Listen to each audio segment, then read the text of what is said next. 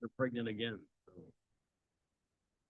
That'll be another grand. Good morning, everyone. I'd like to call to order the King County Finance and Budget Committee, Wednesday, April 23rd, and it's 9:01. Can we have roll call, please? Juby. Thank you. Lewis, Who's here? Present. Surges, Tepe, Leonard, Leonard here. Hey, Mavis, how are you? Ross, Roth here. Pirog. Person quorum? But thank you very much. Remote attendance requests. I am. Is it on? Pull it down a little bit. You got to get on top of that one. Gotta kiss it. Here we are, folks. Trevor. Gentlemen, start your engine. Okay. Do we have any remote requests? None. All right, Mr. Surges is not with us. Approval of the minutes from March 26, 2025. Sanchez asked for unanimous consent to approve the minutes. Negative. They're approved by unanimous consent. Public comments? We have.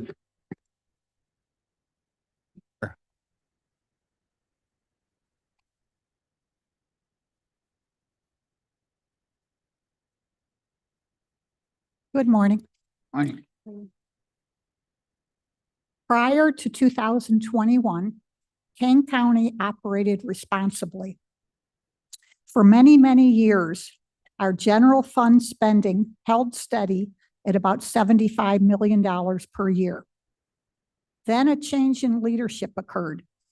Corinne Pirog was elected Kane County Chair. Next came a flood of temporary COVID relief funds, nearly $200 million over the 3-year period. That windfall masked reckless spending. The board irresponsibly passed a bloated $138 million budget, now without any federal aid to support it and with nearly depleted reserves. The county general fund revenues are $110 million and the budget spend is $138 million. We are entering an emergency fiscal situation. Question for the board: when will the Kane County Board no longer be able to pay all of these promises? Is that 2025 or 2026? This board bet on the passage of the county's first ever retail tax to cover the excess. Kane County voters overwhelmingly rejected it, 75% to 25%. That was not just a vote against this tax. It was a vote against the runaway government. It was a mandate to return to fiscal sanity. Now you must do what responsible leadership demands. Cut spending. Live within your means. Protect our taxpayers. A balanced budget isn't optional. It's your duty. You are not entitled to more of the people's money because of your own mismanagement. To that end, it may be wise to form a citizen-led financial review board composed of professionals in the financial field who can work alongside the Kane County Finance Committee to comb through this budget in detail and find responsible, sustainable ways to balance it. Fiscal accountability demands transparency and collaboration. Thank you.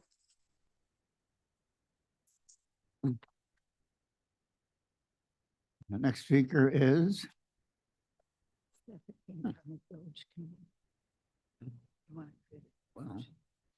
here we go. Virginia Romano.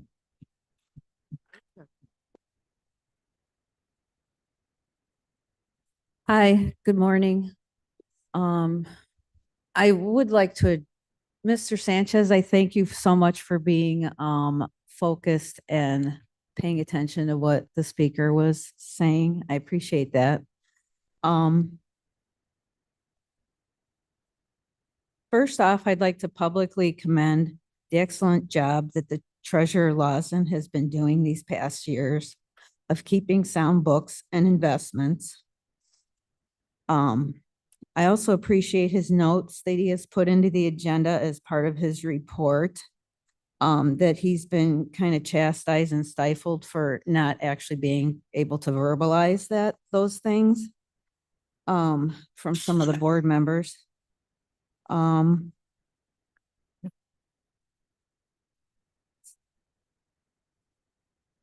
He provides us, let's see, he provides us with a valuable snapshot from reliable, trusted, and accurate sources of the financial trends of local, state, and national economies and other business trends. And I believe it to be a helpful guide for the board's financial decisions. Just because you can't believe everything you hear on the news. It's quite a gift to have someone that's smart enough to find the talent to help keep track of the finances that we have and to be able to do what he's been able to do. I just feel like he's just quite an asset.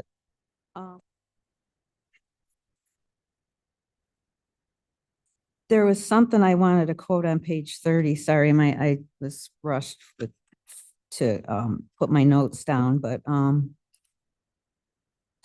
there's something about the talk about Illinois being the highest tax state in the nation.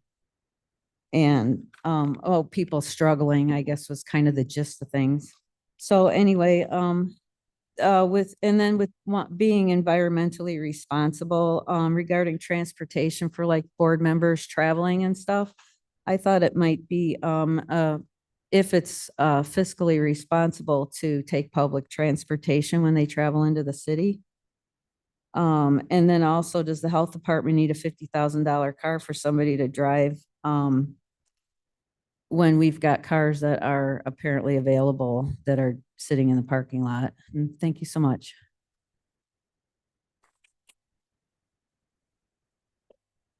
So is there anyone else that thinks they should speak?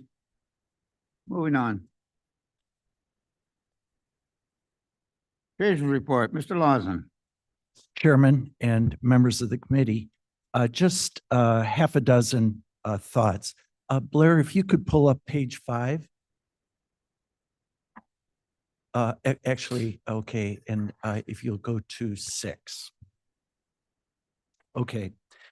First point is total interest earned in March 25 is approximately $1.5 million. So that puts us in a range with how trends are going between $15 and $18 million for this year. That's down $3 to $6 million from last year. Last year's total in the end was about $21 million. I would anticipate that it's going to be between $15 and $18 million for this year. And naturally, the trend is not in the right direction. Could you pull up 7? Okay, this is the second month that I've brought to the Finance Committee and the board a comparison between where we were in cash balances last year versus this year.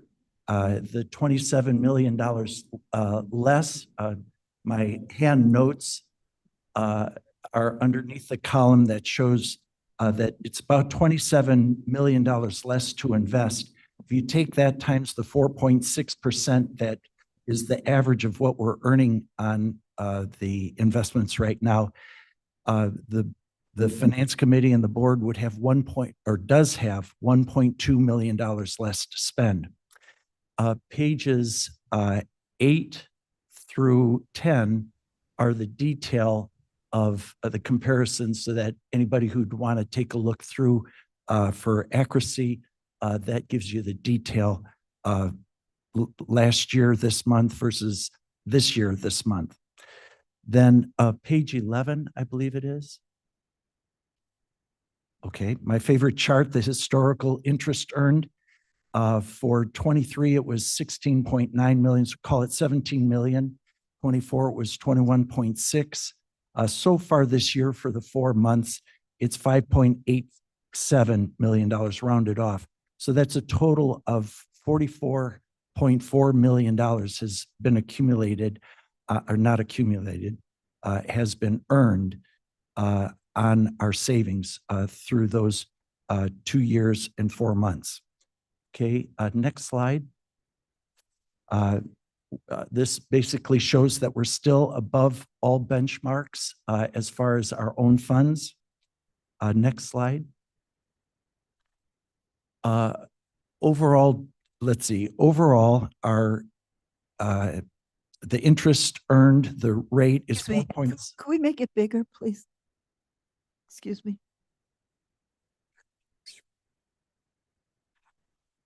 So the overall is 4.6%. Duration is 2 years and 9 months.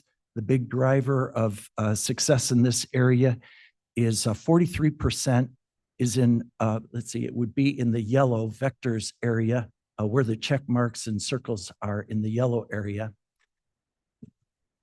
43% is in mortgage-backed securities, earning 5.4% with a duration of about 4.5 years, so a healthy time.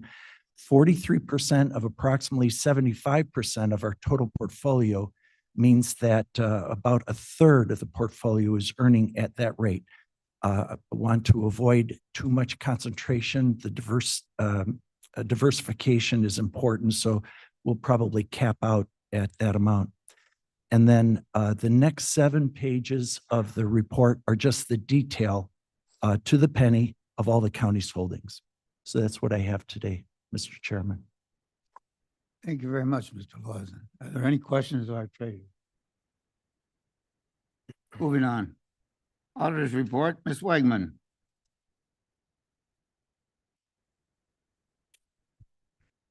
Hello, good morning. I do have my report on file. Among that report, you will see that we have the quarterly report for the first quarter of fiscal year 2025. Additionally, we have included a petty cash audit for the animal control. I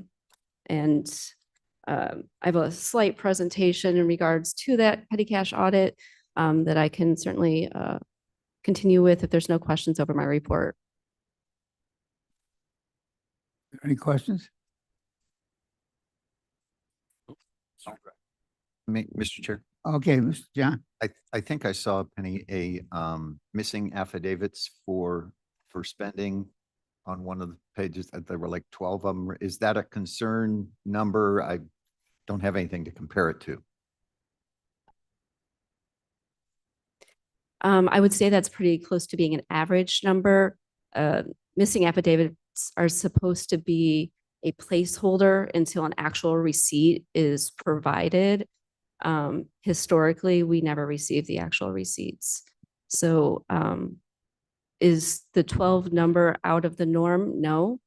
Is there an issue with having missing affidavit receipts and not receipts? Yes. But there's really no process in place to be able to require a majority of the missing affidavit receipts you'll see we receive would be a car wash, where it's the same car wash we use every single time we go, and their receipt machine is never working, and we don't have the authority to tell that entity to go to a different car wash. Okay. Yeah, as long as it's not a lot of money, but you start small and you go big, that's how it happens. Absolutely. Thank you. Any other questions? Thank you very much. I do also have a presentation. Oh, all right. Good. A lot of words coming out of the auditor's office today. So I will keep my presentation very short. But we did do a petty cash audit for animal control. We had 8 findings with 4 recommendations.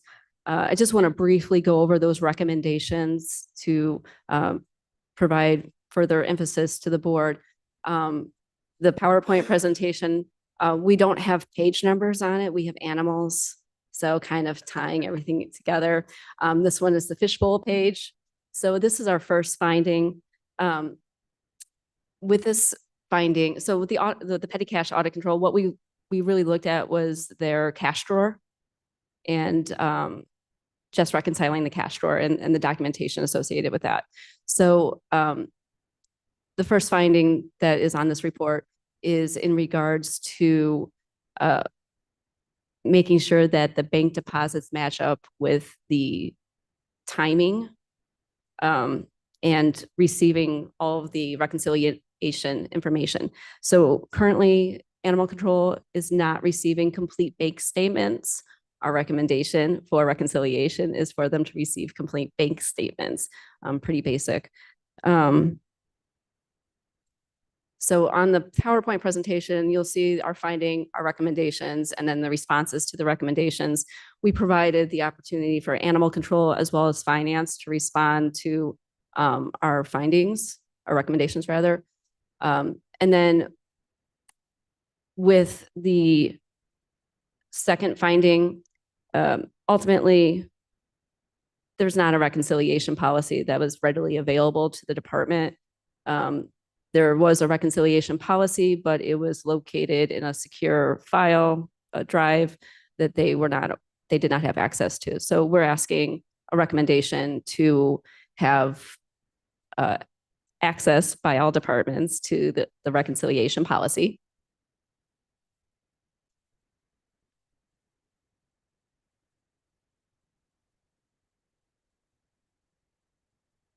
There is not currently a written policy or procedure for processing of cash. Our recommendation is that there is a written policy and procedure for the processing of cash. These are all pretty basic. And then the final one is that there is not a true petty cash policy for the county. This is a big one. Petty cash is utilized in many different ways throughout the county.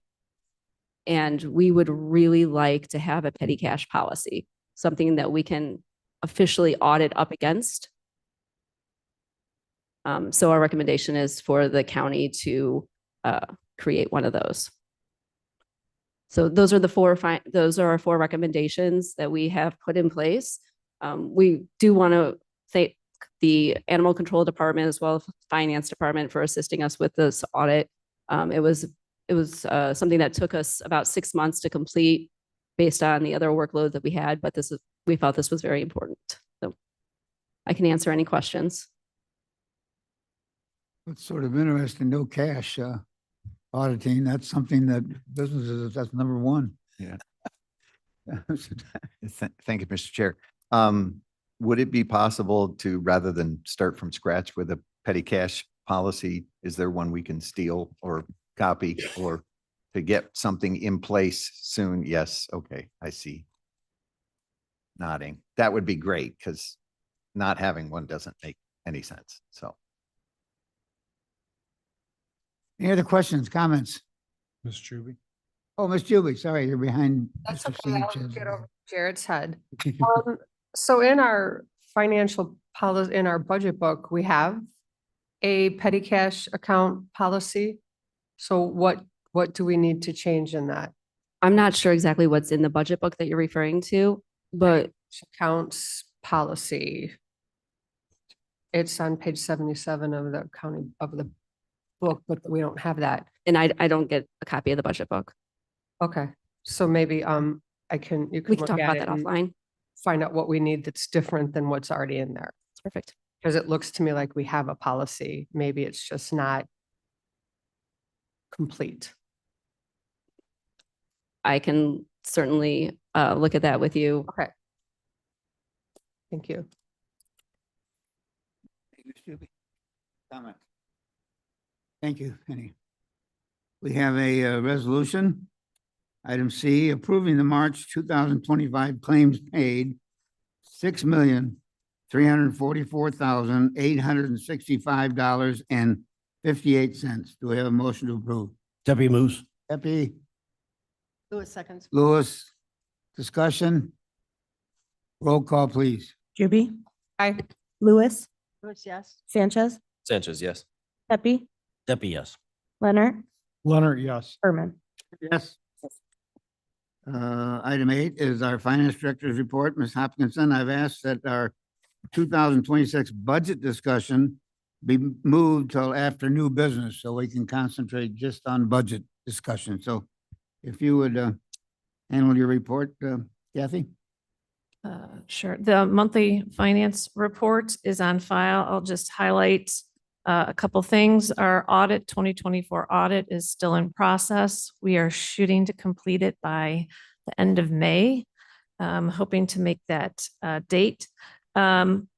Also, in the finance director's report, there's a new section that is towards the back, which highlights some of the efficiency changes that the finance department has been working on to streamline operations and make things easier.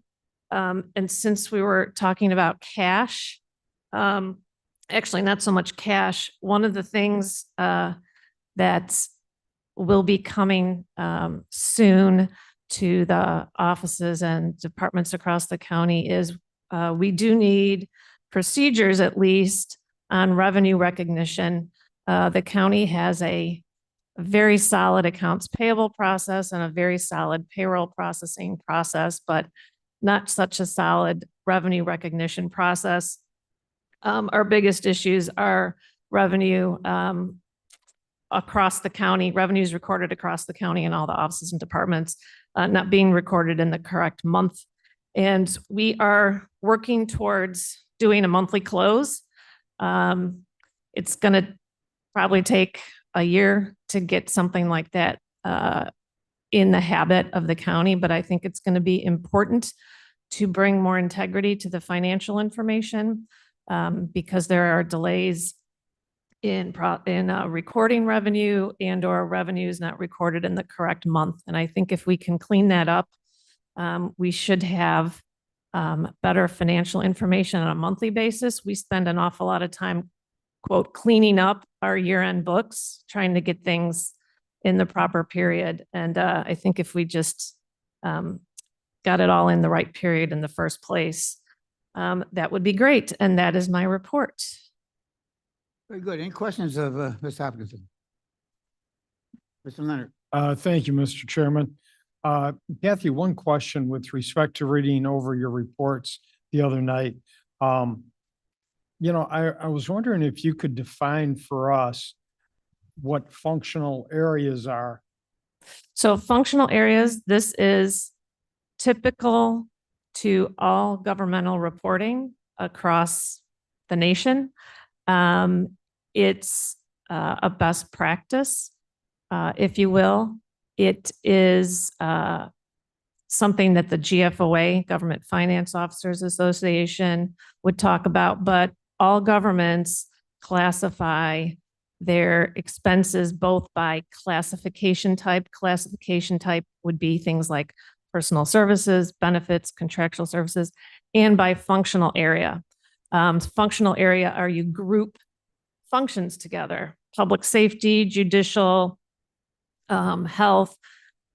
And the reason that this is done is that government reports across the nation can then be comparable.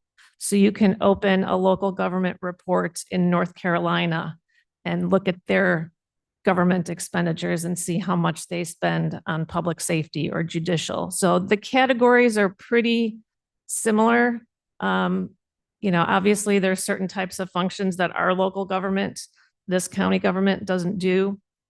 But if you opened up any government report, you'd see the same functional categories. One of our struggles, which is in the report, which is identified and we're working on, it's really a system issue, is the pension costs and the payroll taxes for employees that are budgeted out of the general fund are recorded in two separate funds. As compared to, I'll use the transportation department. If you pull up one of the funds in the transportation department, you will see that employees' cost, their pension costs, their healthcare costs, their payroll taxes, all in the same fund. for this county, and we are not unusual. This is pretty typical of county governments. The IMRF is the organization that requires that pension costs be recorded in a separate fund, which is why we do this the way that we do. The problem is in functional reporting. Our system picks up the pension fund and the payroll tax fund and calls it general government expenditures, which it really isn't. It is a collection of different functions because the general fund has public safety costs, it has judicial costs, it does have general government costs, so it has a variety of different costs. We do have the underlying payroll data where we can break it out, which is what I did in my report, which that is just a copy and paste from the 2025 budget book. It would be a go forward project.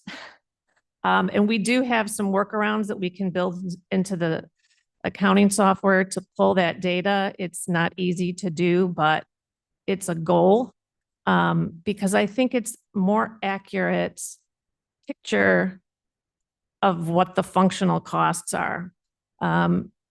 Because if you have public safety costs that are actually grouped under general government, it's not accurate. It's really public safety costs and not general government costs.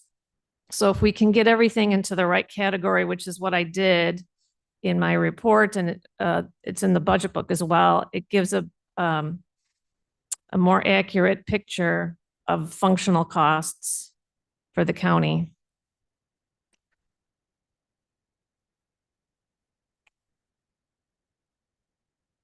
Any other questions, comments? Mr. Bright. Thank you, sir.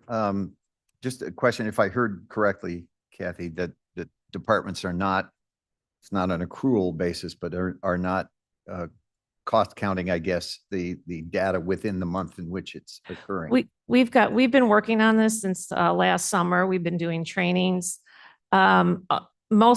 It's really education and training that needs to be done, as well as we have an accounts receivable module in our software, which a lot of departments don't use and need to be taught how to use. We've got about half of the departments trained. And so what happens is a department, I'll give you an example of what happens at year end. So it's December 15th and someone receives a check and it's deposited on December 15th. And you have to, the cash is recorded on December 15th, but the revenue really belongs, it was earned in the prior year. What should have happened is a receivable should have been recorded. And then when the cash was received, it's relieved. For years, that wasn't happening properly in probably most of the county departments. Some, yes, most, no. And we've been working on it. We've been working on it. And so I think that's one of the reasons why it's very hard to close our books, because we're chasing after revenues that aren't posted in the correct month. And it's a culture change. It's like I said, we started training departments last year. We don't have all of them trained yet. We made a huge leap forward and we're continuing to work on it. Thank you. Other questions, comments? Very good. Thank you very much. We'll have our budget discussion later. Item 9 is new business. Item A is the resolution approving board personal expense voucher reimbursement request of $827.02. We have motion to approve. Sanchez moves. Sanchez moves. Juby seconds. Juby second. Discussion. I have a question, Mr. Chair. Question, Mr. Juby. May I address, Madam Chair? It's a question about her expense voucher. Certainly. So I see that you went to the Illinois Association of Counties Legislative Conference, but you have a which was on the 19th. but you have hotels from the 17th. I understand why you'd have an 18th hotel because they start early in the morning. Is there some business that we didn't get receipts for that you did on the 18th that would have required you to be there on the 17th? Yes, I arrived because there was a special conference that was being had about townships and how townships were going, potential legislation on the change of townships. ISACO started the following day. Okay, could you give us that information? I think that would be I believe, pertinent for You- us. oh, you would like to have a summary of what was spoken? Yeah, about the townships, Oh, yeah. absolutely. There Yeah. were several other board members who attended that with me. So we can get together and do that. That would be fabulous because I know it's an important topic. And I was just curious if this, because of what you said you went down for, it was a different date. So I'm good. Thank you. Okay, and I believe the auditor has all that documentation. Any other discussion? Roll call, please. Juby, Juby, I. Lewis, Lewis, yes. Sanchez, Sanchez, yes. Pepe, Pepe, yes. Leonard, Leonard, yes. Berman. Yes. Passes. B is a resolution approving county board personal expense voucher reimbursement request, $824.72. Motion to approve, please. Juby moves. Sanchez seconds. Okay. Motion is second. Discussion? Roll call, please. Juby, Juby, I. Lewis, Yes. Sanchez, Sanchez, yes. Pepe, Pepe, yes. Leonard, Leonard, yes. Berman. Berman, yes. And item C is a resolution authorizing the updates to the county health plan. And this was an item that was passed in 2005, I think. Anyways, no doubt it's applicable. Motion to approve. Sanchez moves. Sanchez, Lewis seconds. Lewis, discussion. Mr. Chairman. Yes, Mr. Leonard, I'm sorry. Thank you, Mr. Chairman. You know, one question I received, an email yesterday, I believe it was, about the additional expense of, including under the health plan, the update for mental health without any deductible or whatever for first responders. Totally appreciate that, and I agree with that. I think the recommendation from Human Services was that we added to everyone's coverage. If a first responder has a partner and or spouse and or children, and all other employees should receive this benefit. I think it's a very nice option to have. What I'm wondering is with our financial position right now, if we can afford the additional $114,000 a year, even though they are going to take it out of our self-funded amount, it's still money that we're taking away from our self-funded amount to pay claims. So my concern is I don't really think we can afford to offer it to everyone. I understand that we have to offer it to the first responders, and I have no problem with that. But to offer it to everyone is a very nice idea. I just don't think we can afford it. Other comments, Mr. Tubby? Mr. Chair, I'd like to agree with Mr. Leonard. Very good. Ms. Lewis. Publicly. Yeah, I had several conversations on this with people. And my understanding of it is that breaking this apart was going to be difficult. So although I agree with Mr. Leonard and Mr. Tepe, I'm not quite sure if we're able to do that. In which case, and I think that we need to be aware that we're going to be spending an extra, I think it was 267,000 potentially, and we need to figure out how we're going to accommodate that. Maybe we change our premium rates for non-union. I don't know, but I do think we need to talk about it. Mr. Sanchez.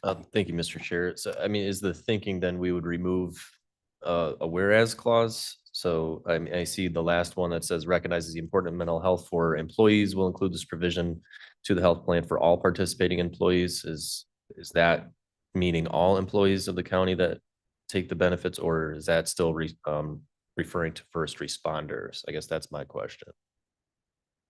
Because if it's just referring to first responders, then it's not including all of the other employees. All right. Oh, didn't see you Happy- there. I was Sorry, looking I'm this happy to way. answer your questions. The resolution as it's written right now does put it in for everyone. In order to do it just for first responders, that would require duplicating all of our health plans, putting first responders in a different health plan than their families and other employees. It would cause an increase in their rate that they would be solely absorbing rather than offering it to everybody. So there's a lot of large implications to doing it for first responders only. 99% of municipalities in Blue Cross's book are doing it for all of their health plans, for all participants in their health plans. Because the administrative costs associated with duplicating all of our plans, having first responders have a different health insurance card than their family members. It really is administratively obstructive. I'm sure the people that wrote this statute did not understand health plans and that you can't just add this benefit for some participants in health plans and not for others. Nor does the statute give us room to provide mental health coverage in any other manner to first responders, such as additional contracts. It has to be through the health plan. So we're really very limited in this. So given the difficulties in managing an additional set of health plans, that's why we are recommending it for everyone. It also will help us remain competitive with the other municipalities in the state, given that other municipalities are adding it to their health plans for everyone. The health plan is not a part of the general fund. It is, as Mr. Leonard said, it is a self-insured fund that's currently financially very stable. It is a less than 1.5% increase in the expected rate. So in terms of the health plan, it is not a major change based on the estimates from our broker. However, if you would like to go forward with just the first responders, you certainly would have to make an amendment to this and change it such that it indicates that this will be added to health plan only for first responders and that an additional health plan will be created with these provisions for those first responders. Thank you.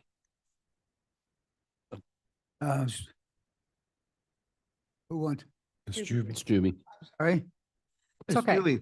I agree with everyone, which is weird.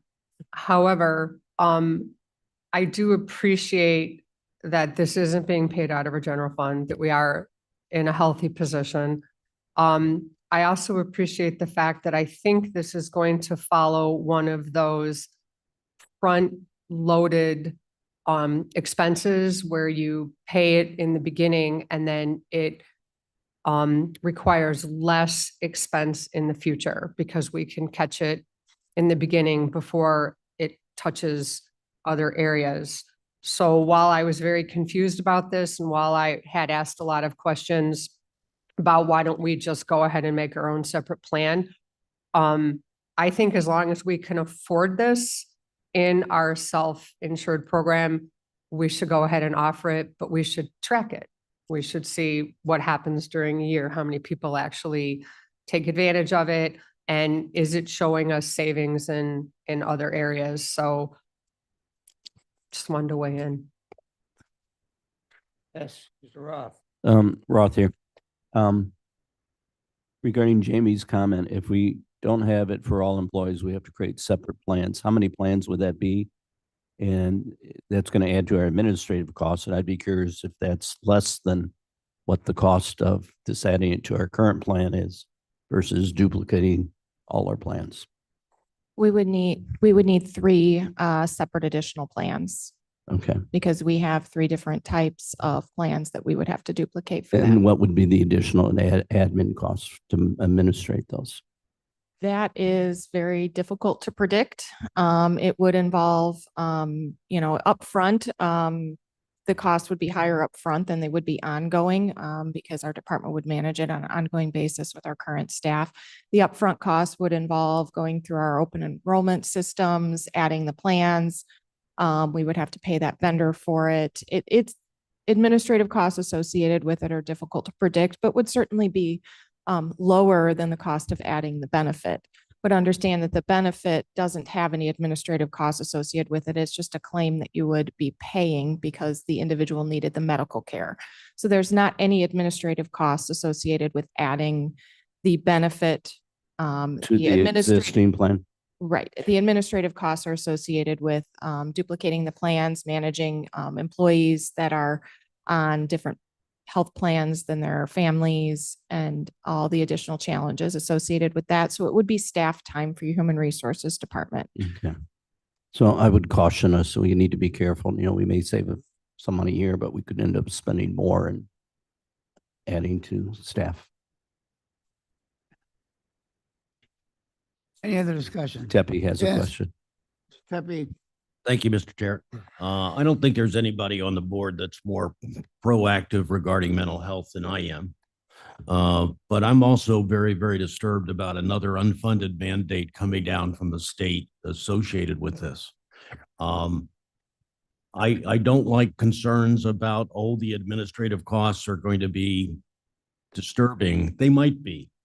But there's a substantial difference here. And it's interesting to me that our administration, our personnel always find a good way around it that doesn't end up costing us a lot of money. So I am in favor of providing this for first responders as was requested associated with it. And that's what I will support. Thank you. very good. Thank you, Mr. Chair. I would encourage my colleagues on this committee to amend this to do what Mr. Tebby was just talking about. We may have reserves today, but I also recall from a county standpoint that we had larger reserves than we have today because we've done things that have reduced those reserves. So I'm not real comfortable about that. And my other concern is that if we start charging or start offering this benefit, we may start reducing money. So now we have to go back to bargaining units and increase the cost of all their insurance because of the growth of benefits they didn't necessarily ask for. So I request you guys consider that. Thank you. Mr. One Pettis. more might I request of our state's attorney the wording that would appropriately take care of this? Just making sure you're awake.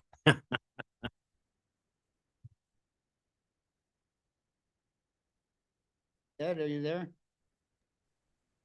Yes. Quick question. It's a 1.5% increase for adding the first responders and their families. Is that correct? In the health. Yes. What does that dollar amount break down to? Approximately, obviously. Not knowing that this, 135,000, wasn't it? I forwarded an email to all the board members with the exact dollar figures that how this would impact. So ultimately, if you were to add it to all employees, it's about $23,000 per month on an approximately $1.5 million bill, reflecting about a 1.5% impact in the estimate. On the first responders, I believe the estimate was around $8,000 a month, which is like a 0.08% impact on the annual bill. Thank you, Jamie. Sorry, I didn't see that email. Yeah, I'm for the first responders only, though. Ms. Molina. Thank you, Chairman Berman. My question is regarding the union contracts.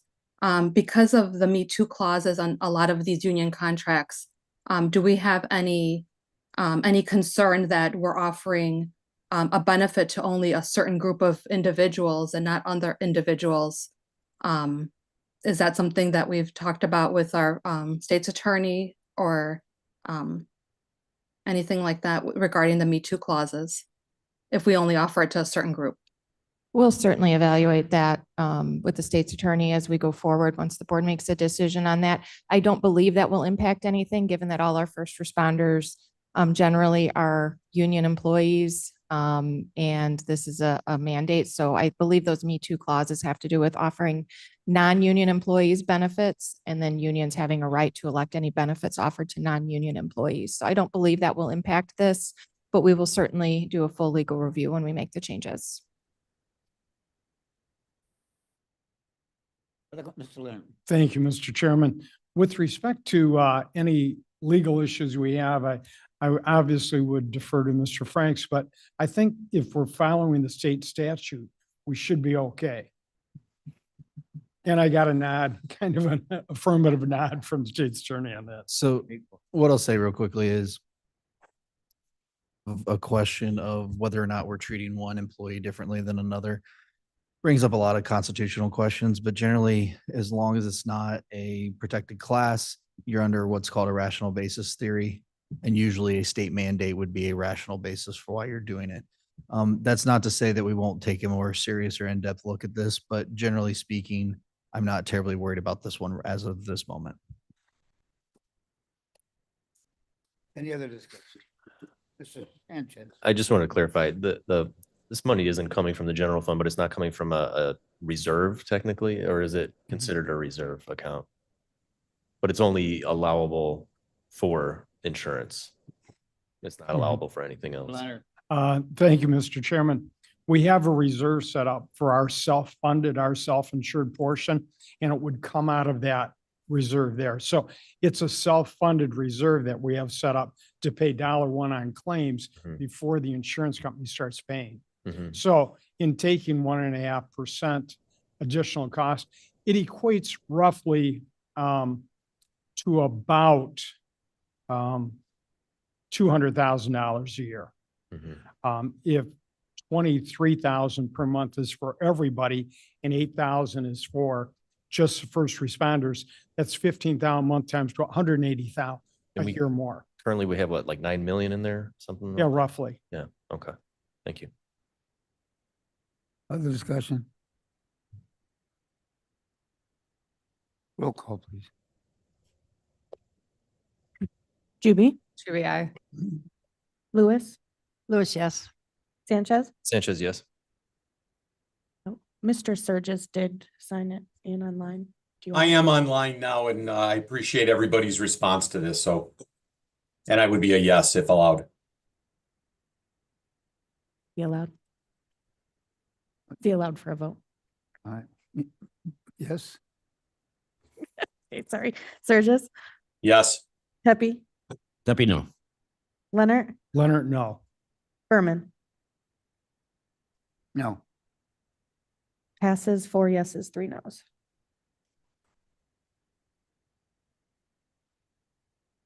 All right, moving on. Item D is a resolution authorizing agreement with the Motorola for the Starcom radio management system, $115,323.71. Do we have a motion to approve?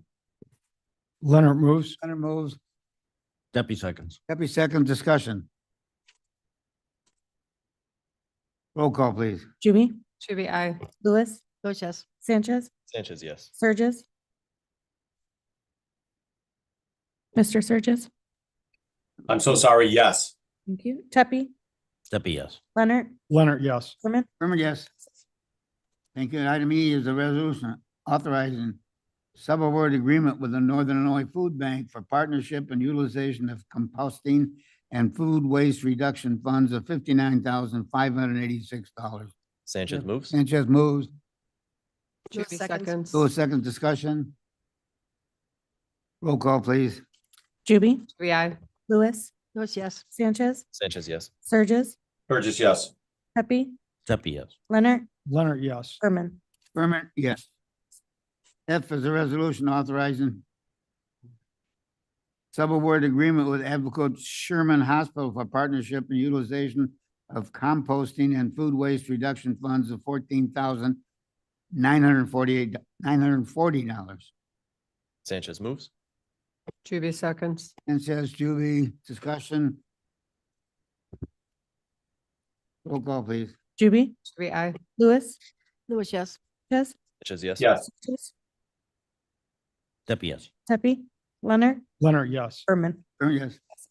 Thank you. G is a resolution authorizing subaward agreement with the King County Cougars for partnership and utilization of composting and food waste reduction funds of $5,150. Leonard moves. Leonard, Lewis, seconds.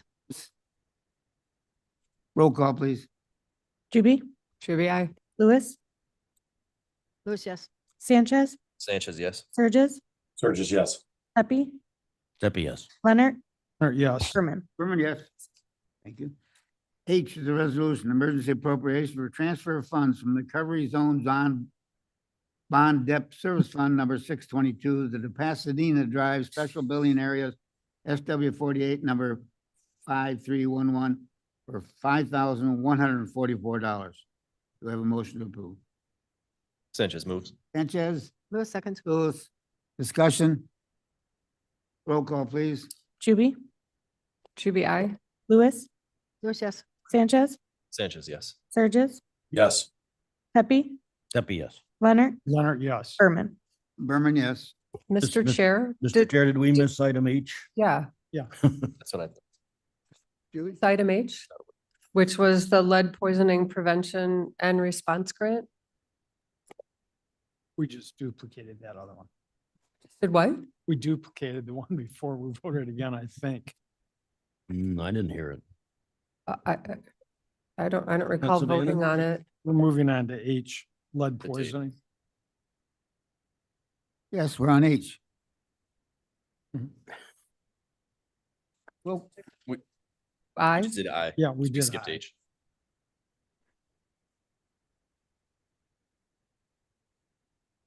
We haven't had a vote on H, is that what you're saying? Roll call, please.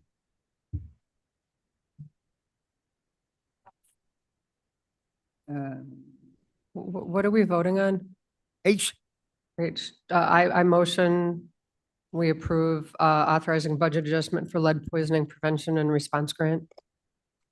Sanchez seconds. So hold on a second. So there appears to possibly be multiple agendas.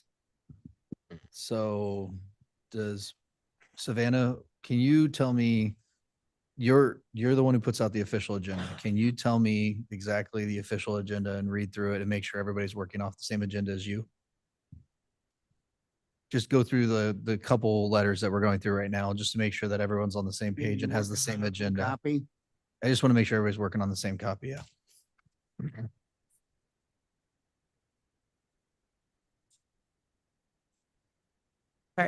I'm sorry, I'm working off of a different, Agenda. I'm working off the first one that was. Savannah, do you have a new one that you could give? My apologies. Oh, no problem. We're talking about resolution I under the new, we've not passed it. We haven't done H yet. Yeah.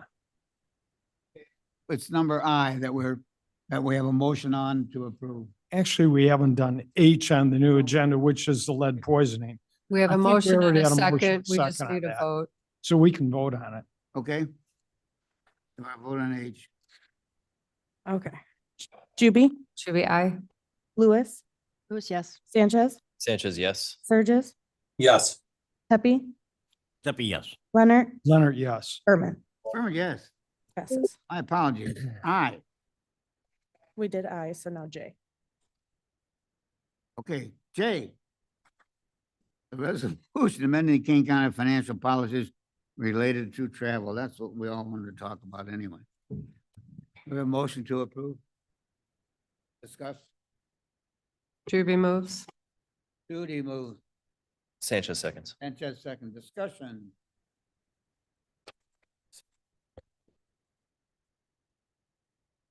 No discussion? Roll call, please.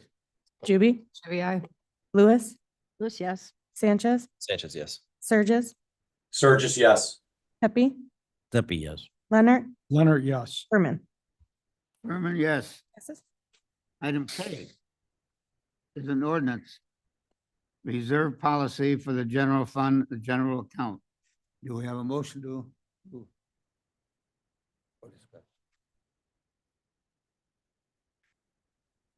Sanchez moves. Chess moves. Lewis? Lewis seconds. Lewis second. Discussion. Or whether it require 3 months or more. Mhm. Sanchez, Thank you, Mr. Chair. So this is an ordinance. I'm guessing we just did this as a matter of best practice previously. That would, so I think we had 6 months at one point. We've gone down to 3, and that's where we're at now. That was Yes. policy driven. This would also be a little bit different. So policy is more of a resolution. Ordinance is something that you're kind of bound by your own law by. it's really up to you on what you guys want to do with this. But it would create a hard floor. That's a 3-month reserve that would be ever changing based on values. So that is essentially the vote you'd be taking on for something like this. Okay. Yeah, I don't see why it would go under 3 months, so. No, it can't. You cannot. So am I to understand that in a case of an absolute emergency, we would not be able to tap into any of that money? Let's just say, I don't know if will have ever been done before because these things aren't traditionally done. You are creating a law for yourself that restricts your own discretion. So let's say, I don't know what the current number is. I'm sure the finance director could tell you where you are currently over the 3 months. But let's say you get down to like a last 100,000 and there's an emergency. Your own ordinance, your own law would tell you, no, you could not spend that money. Could you override that law? Yes, but in what time frame? There's no penalty assessed or anything, so. I don't know if you really want to go that direction, where we're choosing to violate laws because there's no penalties, but I would tell you that this would create a hard floor for you. And you would have to navigate it and theoretically, you'd have to change the law for you to go below it. And the bigger concern I have related to that would be a timing issue. If you know you're going to have to go below it and you got months to do it, then yeah, you could change the ordinance and allow for flexibility.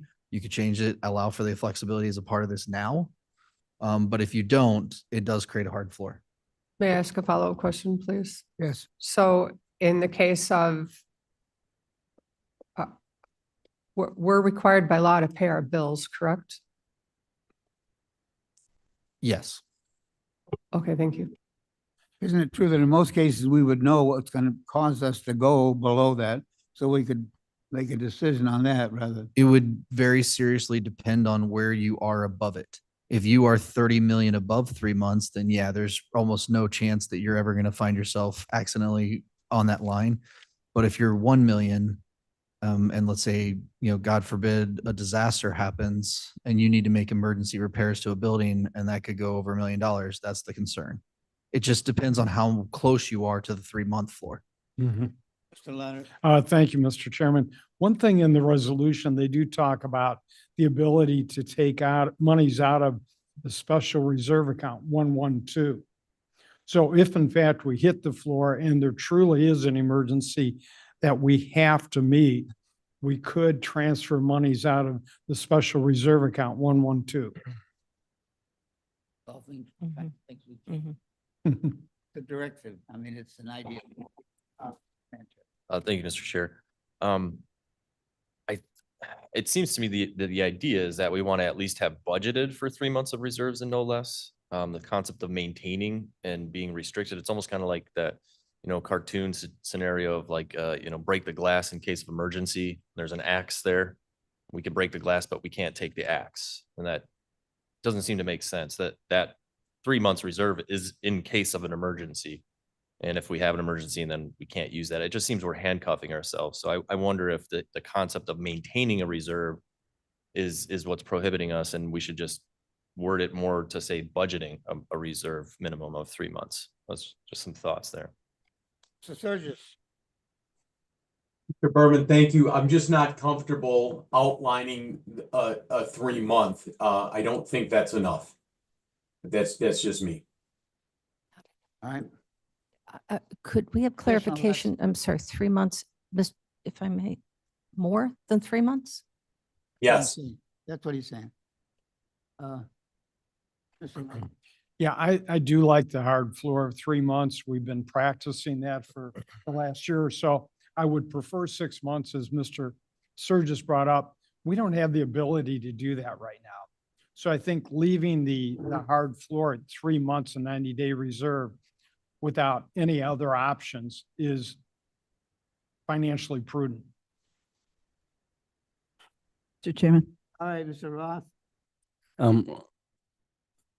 I have a clarification I'm asking for. Currently, it's not an ordinance, it's a guideline policy. And we have approximately I'm just doing it as an example, but I'm pretty sure it's close to 50 million in reserves. And we're spending 29 million of that this year. So we're going into the 26 with 30 left. And if that's what our 30-day, and that includes the 30-day reserve.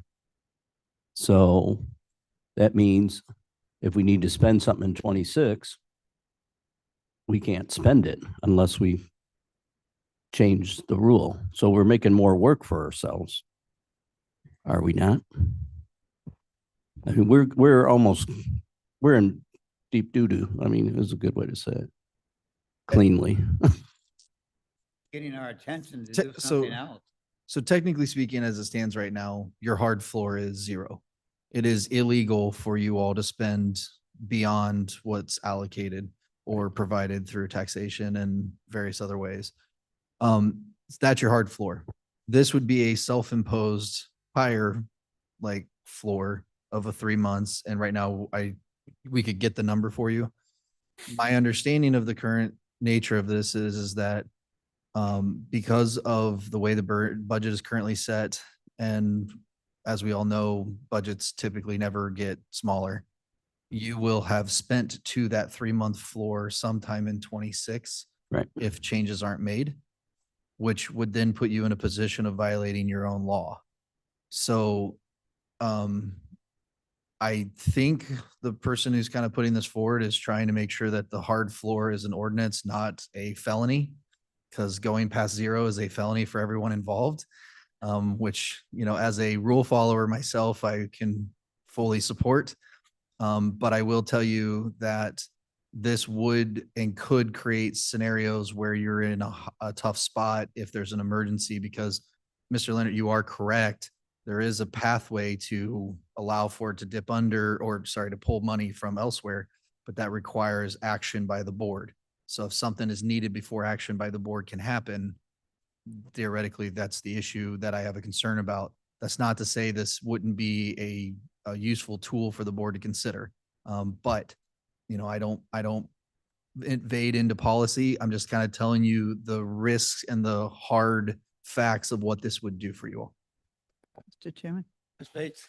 I believe this needs an amendment to state when the emergency fund could be used during what kind of an emergency. To lock up money permanently forever is to not even have that money. It's not doing us any good if we can't use it when it's necessary.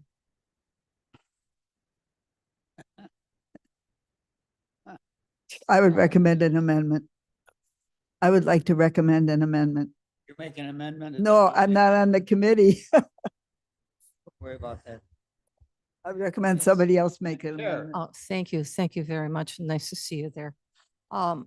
Perhaps what we can do, if the finance committee, perhaps the finance committee may want to consider moving this forward to the executive committee, pending the ability to speak with counsel to develop a out clause, just in case, a procedure, a process that if it does come to light that we need to withdraw $12 million, $5 million for an emergency, that 2/3 of the board would have to vote upon that, that there would be a process to allow that. And council could help write that and bring it to the executive committee where it can be discussed at that point.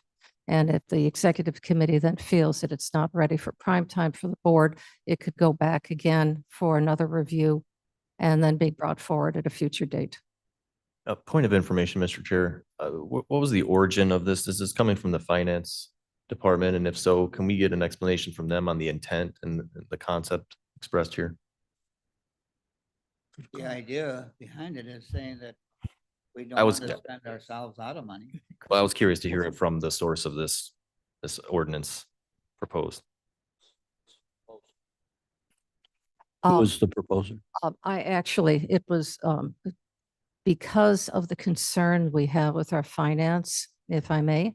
I was very concerned that we would drop below the resolution because of the needs of our current budget. So I was taking a very, talk to our chair, talked to other members of the finance committee for just make recommendations and talk to our finance director of making sure that we maintain 3 months integrity. So in case something does happen, we remain best practices. I do agree that if the case of whatever that dire emergency would be, meaning that the US government collapses, or hypothetically, whatever that may mean, or the state of Illinois is no longer able to pay its payables, or if no one ever buys anything again, and we lose our sales tax revenue. These are very extreme hypothetical examples, but there would always be the 3 months reserved so that this county then could go to its next steps. In the meanwhile, any of that money that would be used as interest could be then transferred over either to amend those reserves or put it back into the general fund. So that would be a permanent savings account. The money would not be lost. It would simply gain interest, and that interest money can be used to the board's discretion. Thank you, Mr. Chairman. Madam Chair, I agree with your hard floor recommendation here. And the reason why I do is if you take a look at our past history with reserves and overspending, I think we need a hard floor. If we don't, we're going to do the same thing with this 3-month reserve that we did with all the other reserves we've had. So I am going to vote for this. I believe it's necessary. Yeah, it's drastic, but you know, we're at a point where we have to take some drastic measures in order to ensure that we have a balanced budget and that we don't overspend, which we have in the past. So going back to my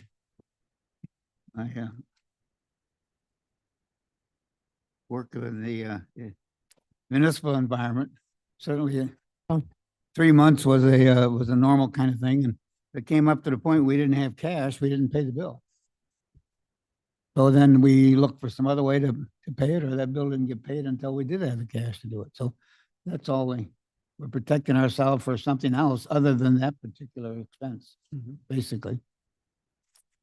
Mr. Sanchez. Yeah, I agree with the 3-month policy in general. But again, if this is handcuffing us for when we actually need that money, if that ever happens, like, you know, the crash in 2008, things were pretty bad for the county. It could have gotten to that point.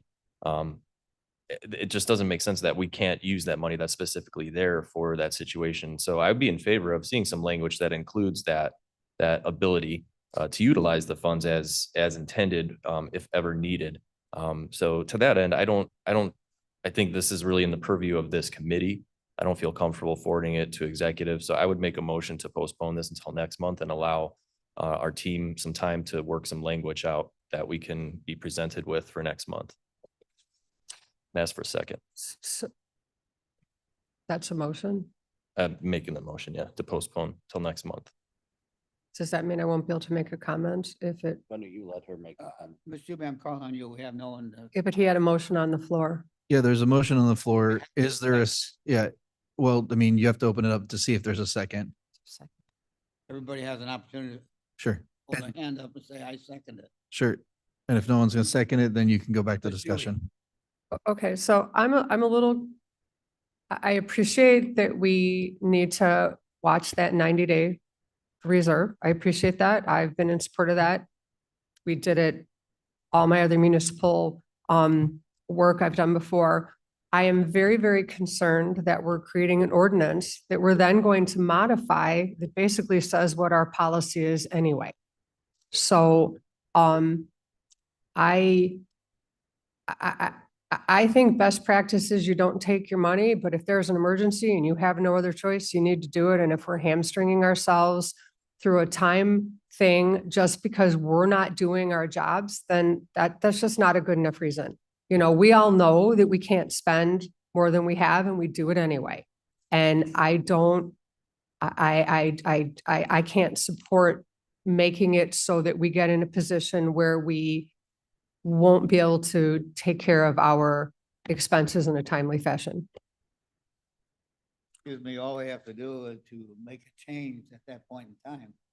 We need that money someplace. I think we as a group would say, hey, we need that 3 months, so let's change it. And But why change it if we already have it like that? Why would we create it to change it? Well, because we're preventing us from trying to prevent us from getting to that position. Mr. Leonard. Thank you, Mr. Chair. Ms. Juby, I understand your point. We do have options here. We can take money from account 112, a reserve, to offset the 90-day minimum balance that we have to keep. So we have that. We can also amend this somewhere down the road. The problem is we haven't shown discipline in the last 4 years. Why are we going to start now if there's no penalty? I mean, it's as simple as that. I agree with Madam Chair wanting to have a mandatory 90-day No, 30. and not going past that. And if something comes up, an emergency or whatever, we have options. We can amend this resolution, or we can take money from the reserve account 112. So we do have options here. And I think what we have to do is we have to start showing strict discipline on our spending. And if we don't have factors in place to control us, why are we going to change now? We haven't in the last 4 years. Mr. Chair, Surges? Mr. Leonard, I'm confused. Are you saying to pass this along and get this to exec while we're modifying it? Or are you supporting Mr. Sanchez to bring this back and work on this just a little bit more? I'm just a little confused. I'm in favor of passing it as is. Any other discussion? Let's call for the question. Juby, No. Lewis, Are we voting on the original? Okay. Yes. Sanchez, Sanchez, no. Surges, Surges, yes. Tepe, yes. Leonard, Leonard, yes. Berman. Berman, yes. Passes 5-2. Very good. Thank you very much. Thank you all. Moving on now is our discussion of our budget discussion with Ms. Hopkinson.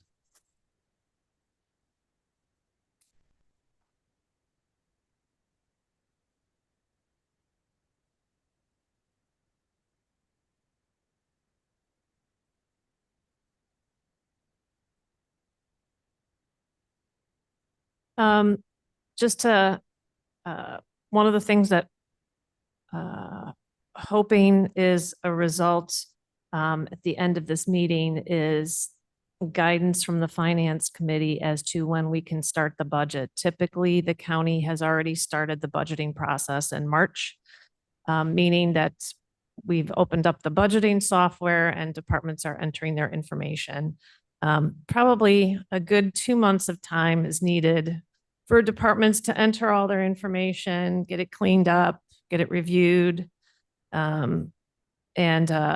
We typically try to shoot to have a draft of the budget to the Finance Committee at the end of July, at the July Finance, so that we're working to have it put on public display so that it can be passed by November 30th. So looking forward to guidance on when we can start the budget. So next slide.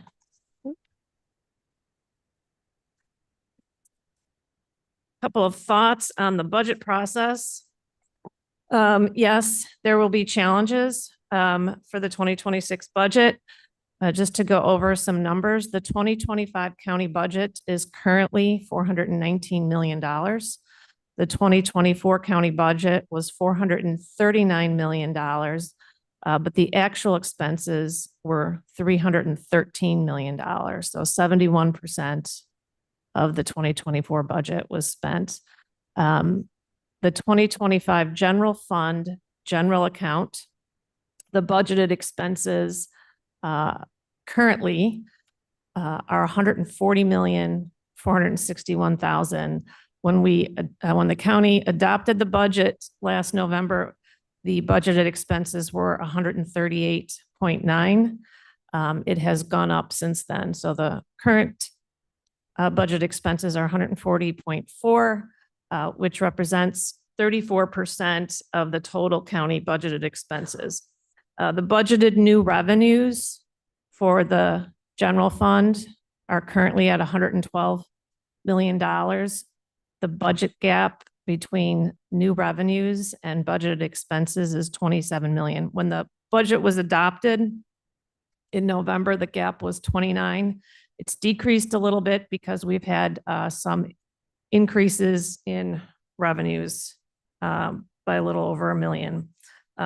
Using fund balance reserves instead of balancing new revenues and expenses causes the fund balance reserves to go down.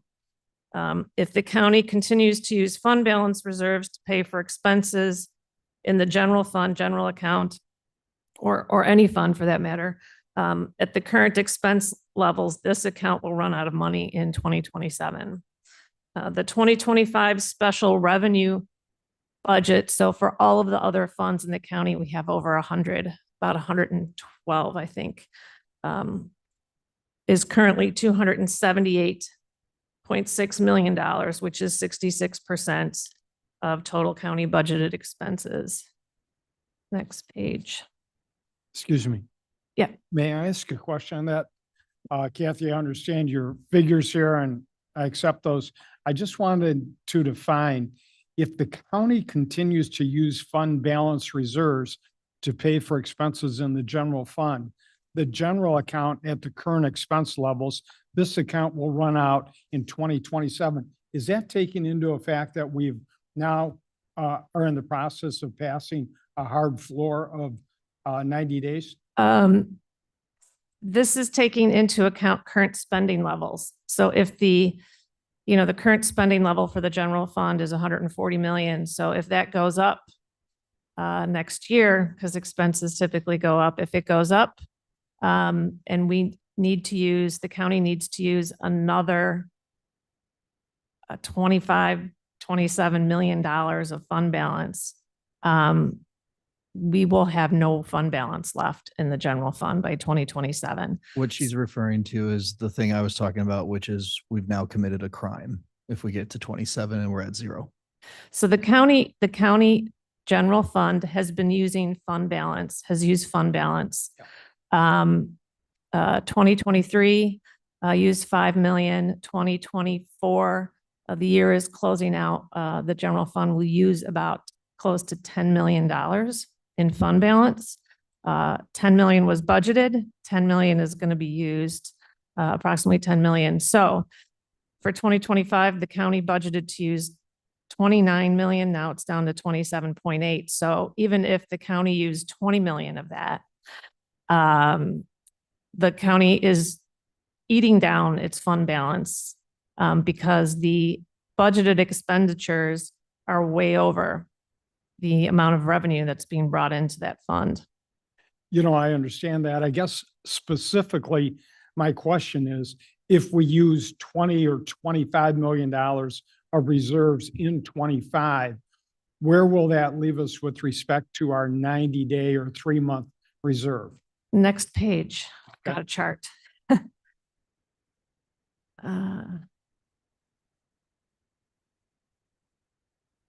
So this is a good, can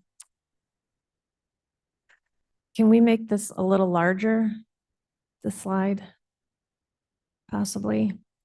It's good to have a discussion on the general fund and on the ordinance that was just voted on by this finance committee a few moments ago. One of the attachments shows how the county's general fund is actually composed of 6 separate accounts. Why does the county do that? It's for accounting purposes only.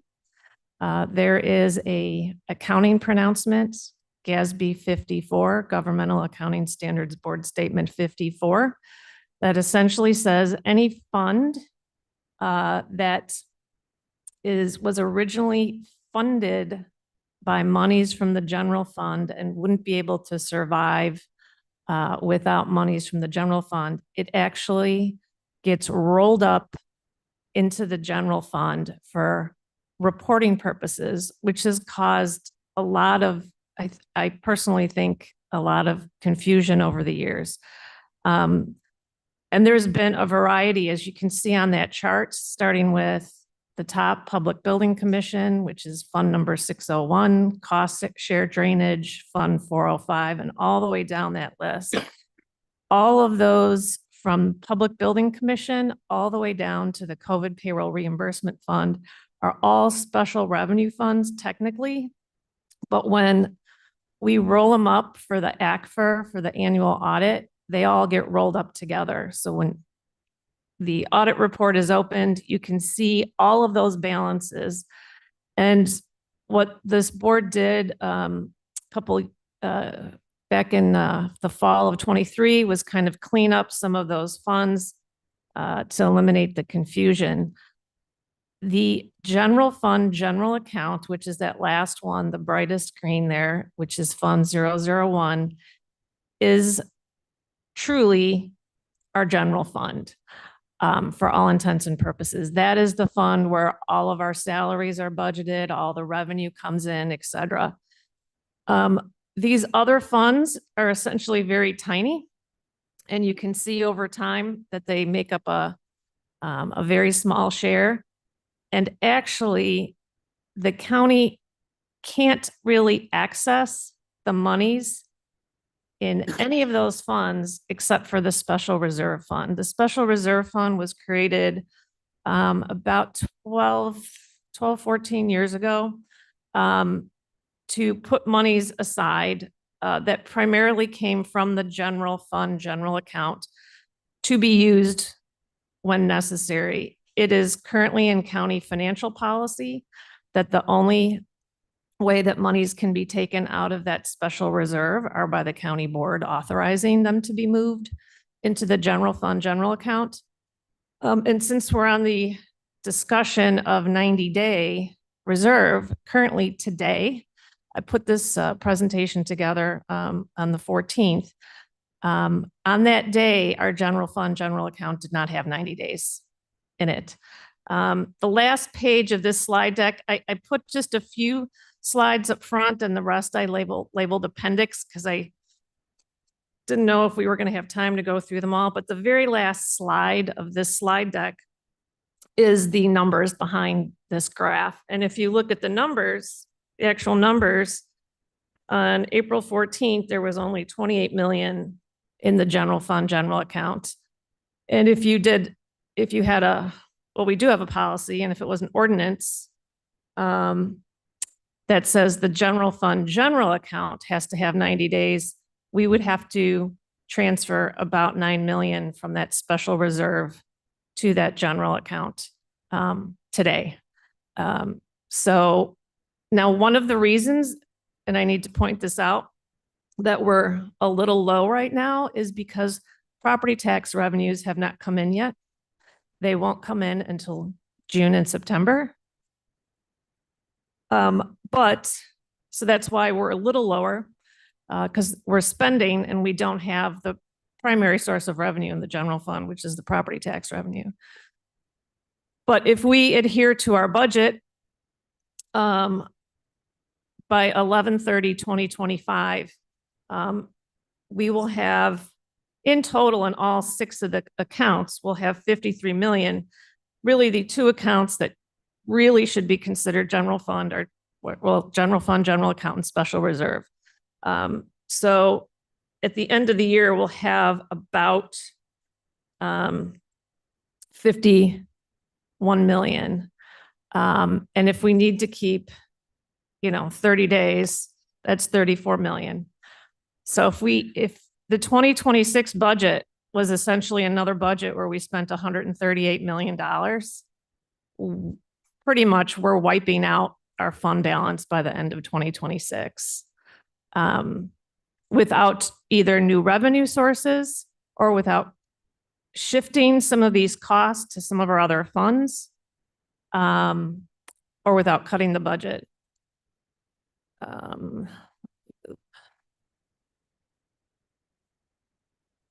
I think you've got to help me move the next slide now.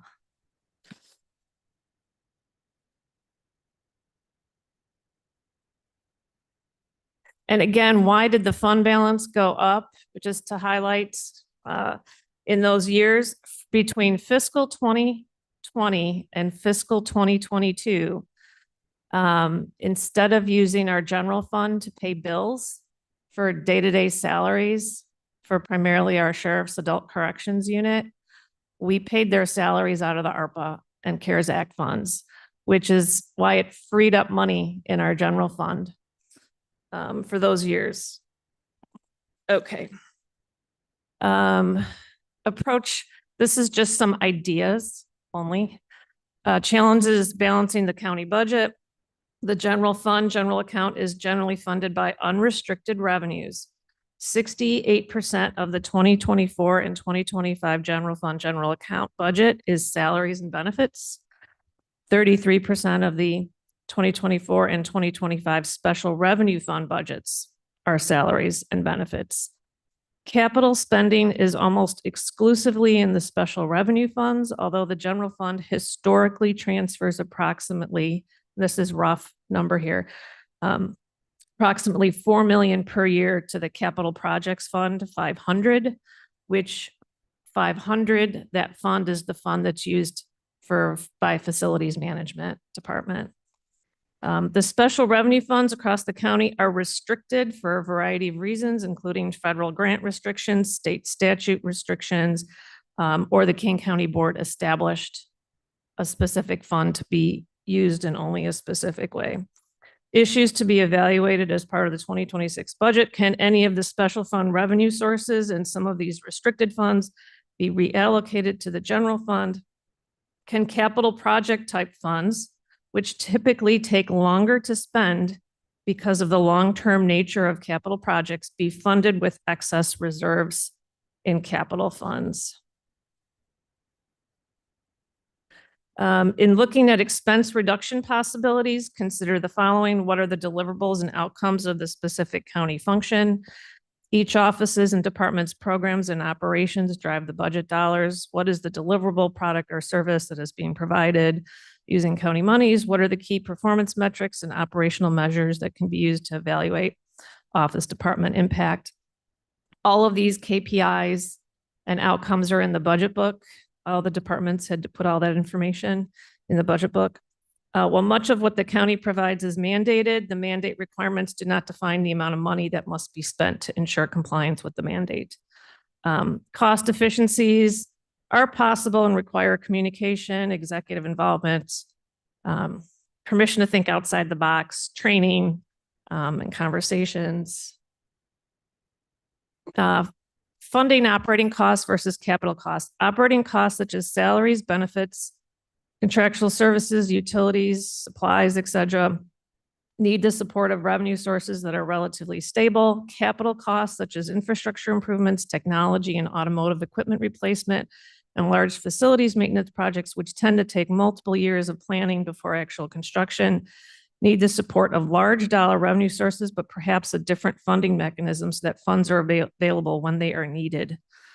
Structural challenges to budgeting. Functional costs spread across multiple funds make it difficult to find all costs for a specific department, which is why we rearranged the budget book for 25 and we put everything by department so that you could see all the different funds that each department and office manages. One-time transfers of monies from one fund to another may not solve the underlying budgetary problem, which is if a program is needed, stable revenue sources should be provided. Next steps, direction and guiding factors for 2026 budget. What is the forecast for available revenue? This is just a rough forecast.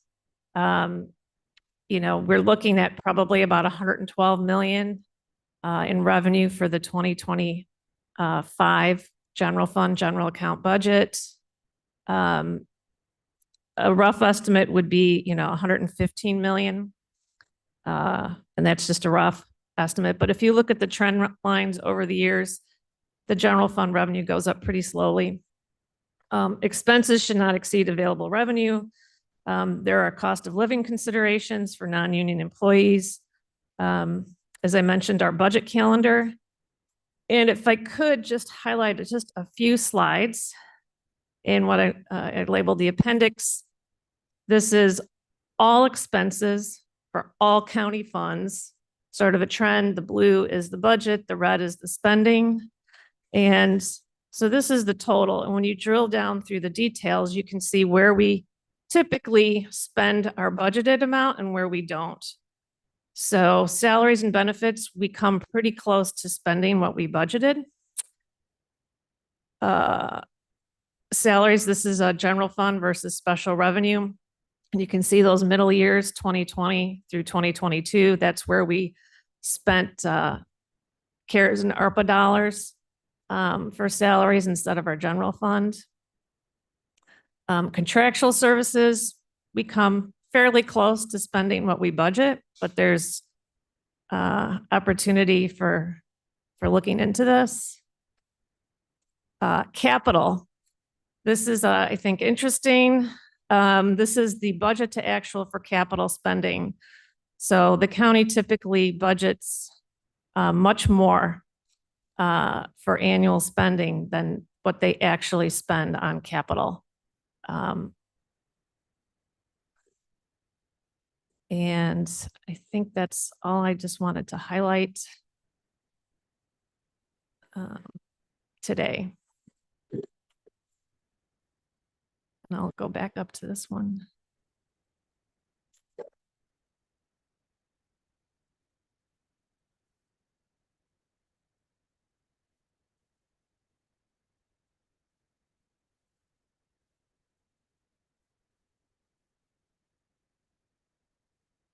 And I'll throw it back to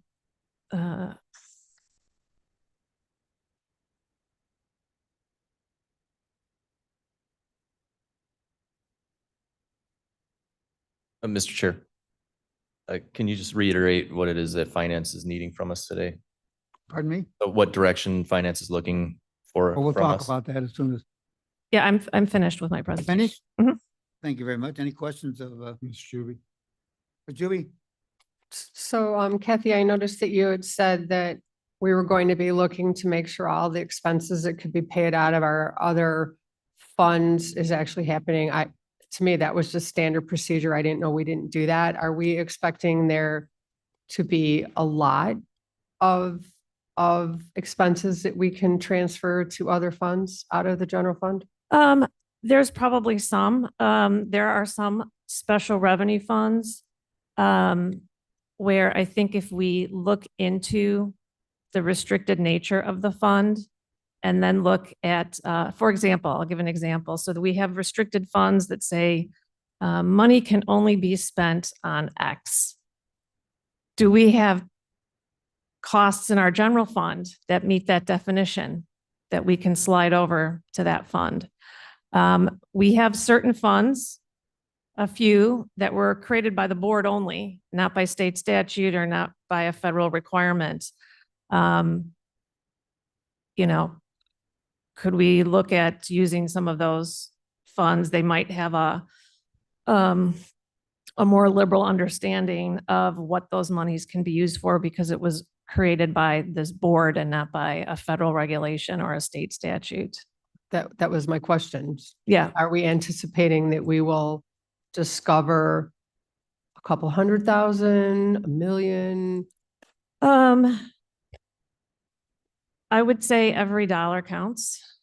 In that it's, I think there's probably certainly $1 million or $2 million out there. Okay, thank you. Yep.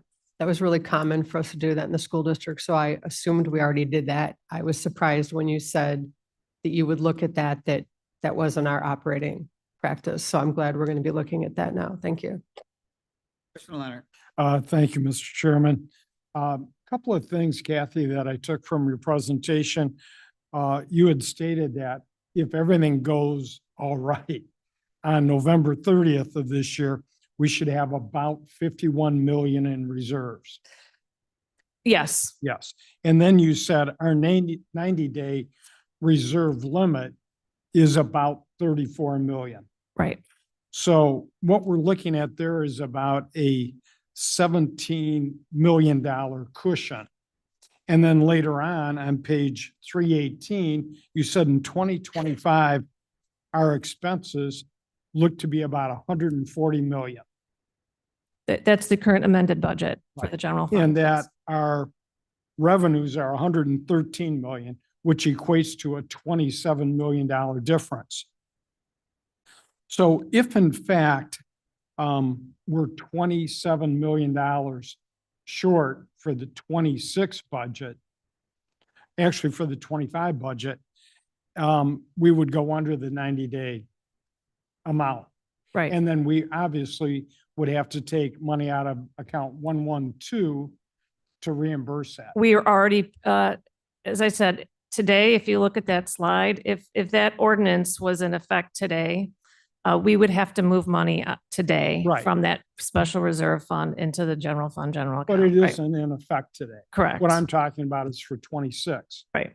So in 26, what we're looking at from a conservative standpoint is coming up with a $27 million reduction in expenses or additions in revenues to balance the budget, your projections. Yeah, more or less. Yeah. So ultimately, in looking at revenues, I see revenues going up maybe a couple million. I don't know of any other sources. So what we're really looking at and what we have to come to grips with is we're going to have to find a way to cut or transfer or reallocate about $25 million to balance the And general or fund. combination. Yeah, Right. I think that's the reality. I mean, That's, yeah. I, nobody's uh, second to say. I think, thank you very much, Kathy. I think you've presented everything that we need to know. I think we're going to have many more questions in the ensuing months. I've given a whole lot of thought to this. I think if we even look Use for the mic, money use the in mic. different reserve Use the mic. accounts, You're off. we're you're doing off nothing mic. but what we've done the last 5 years. We can't hear you. On the mic. If we look at taking money out of reserve funds or looking for money in reserve funds, we're just kicking the can down the road another year. And that's what we've done for 5 years. I think we've got to the point we either need to cut definitely or have revenue. We don't have any revenue coming in, so therefore we're going to cut. Now, I don't think the special revenue or special reserve funds are going to do any good for us. I think we have to concentrate on how do we cut? And I think my question of our committee is really, how do you want to proceed? How do you want to proceed as a committee? I think we may all have separate ideas. Do we want, special committees, separate committees? Do we want special meetings? Do we want each one of us to require each one of us to submit to the committee what their ideas are for doing it? But it appears to me that I think Mavis has volunteered to work on a project which she's working on, which I think is going to be very valuable information for us to make our decisions. And she's obviously working with Kathy on it. And that is, what are we spending in the different programs? And are those programs mandatory? Are those programs something that we feel or somewhere along the way they've been defined? Or are they programs that are being paid for by special revenue of some nature? So we need to have all that information to make our decisions, but I'm looking for what does the committee want to do? Mr. Surges. Yeah, Mr. Berman, I'm just a little confused on some of this because I thought Mr. Roth was spearheading something. I thought Ms. Hopkinson was spearheading something. Then I get a very nice, phone call and email from Mavis saying, she's interjecting and then we have a strategic plan going on here and going on there. It's like we don't have a concerted effort. We don't have a tactical approach to this. That's We what we're seem going to to have develop. a bunch of people trying to, and very well intended, don't get me wrong there. But we seem to have a bunch of people all,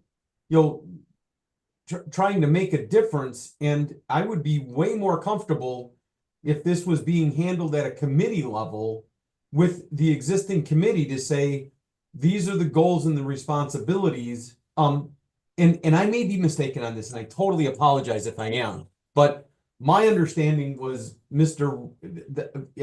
I thought we had told Mr. Roth, go ahead and start running with this. And part of that was because he really had the time to do it and some expertise in coordinating this. And I could be totally mistaken on that. But those are my concerns. We've got too many people running in too many directions. And I think that as a committee, we just need to say, this is the outline we're going to use, and these are the resources we have to do it.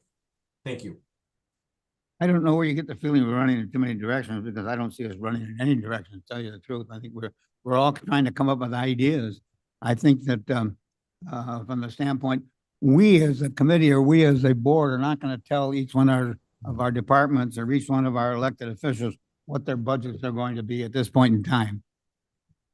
All we're going to say is that when we come up with a point that we understand each one of their budget requests and understand what's going on in their departments, how it's being funded, et cetera, then we can say that, okay, this department doesn't, in our minds, doesn't require that much money.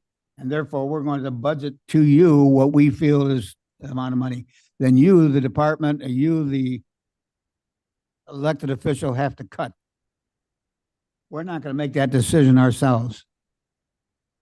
We need to present to them our findings, what facts we've come up with. And then they are going to make the decision. And I think all the studies and all the information that we can put together, I don't have the idea of what's the best way to go forward. And I'm certainly open to all suggestions. I'm just saying that it's deeper than just finding money in special funds or past revenue funds or whatever. We've got to determine by department, by elected official, what is important to the people in King County. And what can we afford to go forward with? And what can we not go forward with? And then we make the decision, not on each one of those things, but at department level, we're saying that in our estimation, you are spending too much money to do what you want to do. Now you go cut. That I think is what we're required to do. Ms. Lewis. So we had a referendum for public safety. And our voters said very clearly that they did not want to support public safety, period. I don't So, think it no, was let me, safety. I okay, think let me it was just, overall. let me finish. Okay, but we asked for public safety. So we know that we have to cut $25 million from our budget this year. Okay? Start. So instead of wasting 2 months telling Kathy, get everybody to give us their budgets when they're going to come in just like the last year, I think we should say that we should tell the departments, we are cutting X amount of dollars and let them figure it out. It's hard for me to sit here and go line by line through anybody's budget because I don't live them every single day. So they're the experts. We're paying our executives, whether they be, whether they're, whether they're our employees or whether they're elected officials, they're intricate with this. They live it every single day, not us. So, but we are the ones that have to cut the 25 million. Really believe that we can give and across the board. Microphone. Do you really believe that we can give across the board percentage reduction? Or we're going to say the Department A is going to reduce it 25%, Department B is going to reduce it 50%. How do you plan on? I didn't say that.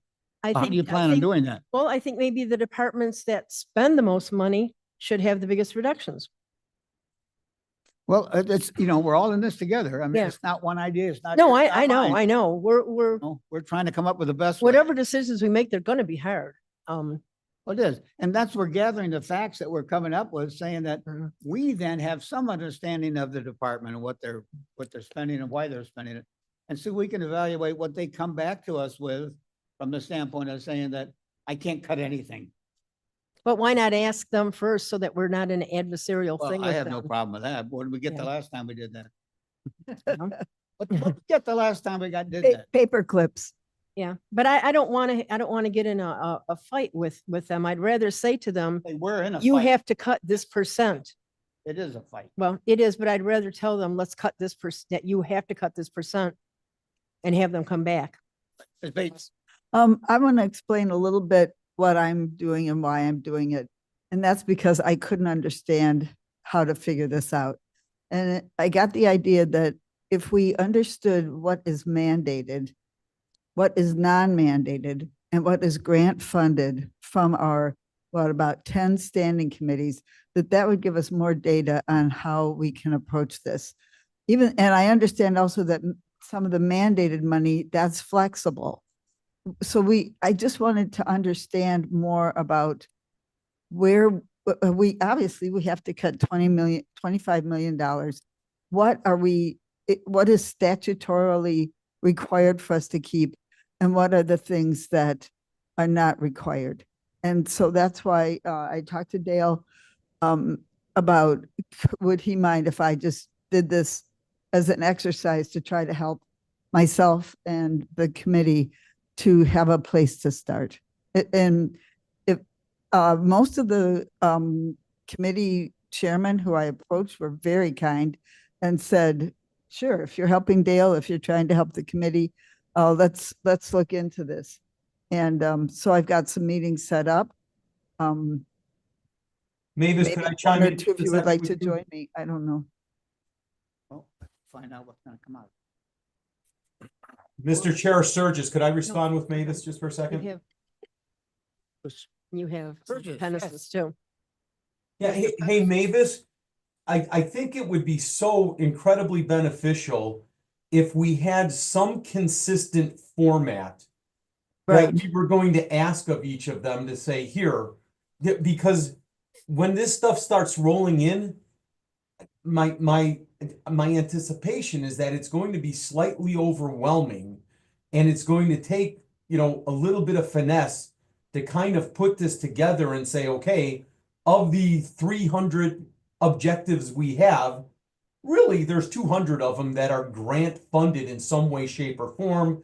However, maybe they're a matching fund and there's some complexity that goes in with that. So if you want it, you can't just say it's grant funded. It has to be like a matching sort of thing. So that portion has to stay in the budget. And so rather than have everybody willy-nilly come back with napkins, which happens, and for this way we gotta go that way. But if we can just come up with a generalized format to say here, department head or committee chair or whatever, if you guys can work on this collectively and come back, and now who's best to evaluate that form or what that form is, I don't know, but I bet if we sat down with Roger and Kathy, we could come up with something pretty quick. And Thank you, Cliff. I Yeah. think that's a great idea. I will talk to Kathy, if Kathy doesn't mind my asking for her expertise in slinging these spreadsheets around. I think that's what it is going to be a lot of data. And I think you're right that we need a template for this. So Kathy is saying yes, she'll help. Thank you. And Mavis, hopefully that's what my email to you communicated. It was a very nice email, Cliff. Thanks. There you go, thanks. Ed, Yeah, so I think there's going to be pain everywhere, obviously, for each of the departments and committees. But the one thing I don't understand is we've got like basically $60 million every year for capital that's not being spent. Is that KDOT money that we can't dip into, or is there some money that could lessen the pain on all our departments by taking some of that money out of the capital? Ed, Just a this question. solves our problem for 1 year. What about the next year or the year after that? Our problem is not 1 year. Our problem is until we have some source of revenue that's going to be able to support the budget that we're looking at. So I don't care whether we get it out of capital funds or whether we get it out of a special reserve or whether somebody donates it. That doesn't solve our problem in the long run. It solves our problem maybe. Oh, agreed, Dale. That doesn't solve the problem, but if there's somewhere that we could lessen that burden by lowering that difference between the revenue and budgeted amounts with the capital. I mean, that could help a little bit each year. Okay. Good question, Madam Chair. Why don't you let the person who's on your committee speak first, Mr. Sanchez? If I might, Mr. Chair. Yep, go ahead. Mr. Sanchez, I please. just, I did have a question, perhaps simplistic question for Kathy, but I wanted to first respond to this idea that it feels like we're kind of going in a bunch of different directions, or that we're not going in any direction at all. I learned, 3.5 years chairing the ARPA committee that the best way to really get the group to come up with a plan is to do as much homework out before the meetings as possible, work with the team to come up with an initial concept, and then present that to the committee and then see what they want to do with that. And I thought maybe that's what we were going to have here. Maybe that was foolish on my part to believe that we were going to get a little bit of that here. But I guess as a member of this committee, I would like to see a little bit more focused leadership coming from the chair, working with their team. Problem with that. I must say that getting money to support a program is a hell of a lot easier than getting money to. Giving it away, giving it I away is appreciate what easier you're than. saying, and I think everybody needs to get their contribution, and I'm open to any suggestion you have. Well, yeah, and again, it's just, there doesn't seem to be any kind of focused concept for us to even Give me a focus. begin with. Well, I'm not the chair of the committee, so that's kind of my I point. don't care. The chair is only a person. We're Well, all part of this. I guess as a member of this committee, I would just ask for a little more communication in between the meetings about things that are going on. And maybe make some phone calls, get some ideas from us, because these kinds of meetings are not the best place for everybody to start spitballing things and figure out what we're going to do going forward. At least in my experience. My question for Kathy, and is very simplistic, just looking at the budget to actuals for the past, 8 years or so. It's about $100 million difference that comes in, and I see a lot of it is from capital, as Mr. Panessis referred to. Is this like just necessary accounting because of the nature of some of those projects? We don't know how much money we're going to need, so we over budget, or things come in under. That just seems like such a significant difference between budgeted and actual, that I wonder if there's a way that the budgets themselves could be tightened up to get a little closer to what the actuals tend to be. Yeah, and this is just, these are just my thoughts. I would, you could probably talk to I would encourage talking to the people who manage these capital programs, but typically, capital programs, it's like any kind of project, even when you're fixing your house, it takes longer than you think because there's something that comes up. And there's a lot of things that come up in large capital projects. So I think when they're budgeted, perhaps, the thinking is that things can be completed faster than they really are being completed, because there's factors beyond our control on capital projects. There's external factors, there's permits, there's, weather, there's a variety of things that impact our capital projects that are beyond our control. So I think that's why they take longer. And I do think that you could look at some of these special revenue funds that are funding capital, and from sort of like a cash flow perspective, to determine if all of the cash that's sitting in those funds could be used for some, because the capital projects fund, which is the fund that does all the facility projects, it's completely funded, has been, by our general fund monies. And the transportation department has a variety of different funds. One of the funds is the RTA transportation sales tax, which in past budget years, the county board has looked at reallocating some of that money to other funds, because the county board has control over how that money is allocated. That RTA transportation sales tax money is allocated currently 75% to transportation, 10% to the general fund, and the remaining 15% goes to 2 other special revenue funds. And those funds essentially use the money for technology and automotive equipment for public safety and judicial purposes. Thank you. And I guess a clarifying question then, when we say we have a budget gap of about $27 million or whatever it is, that's not talking about our capital fund. Right. And I just want to, continue to make this point. The general fund is not the only fund in the county that is using fund balance. There are plenty of other funds that use fund balance. It's definitely the highest risk fund because most of the salaries in the county, most of the employees are in the general fund. So it's a higher risk. It's a high risk proposition from that standpoint as compared to using fund balance in a fund that's doing a capital project where you could probably put off a capital project if you had to. It's easier to do that, I would think. Ms. Julie. So I heard you ask for direction, and I heard Jarrett, I heard everybody else. I would suggest that we set a special brainstorming meeting of the finance committee where we bring in our ideas and our questions and we have it in a more informal setting so we can volley ideas off of each other and maybe not wait to be recognized, just so we can kind of get some momentum and at least, if not come up with a solution, at least come up with some areas that we have agreement on where we feel we should be looking, what our purpose is, things like that. And, maybe best case scenario, we come up with a few ideas that actually may work.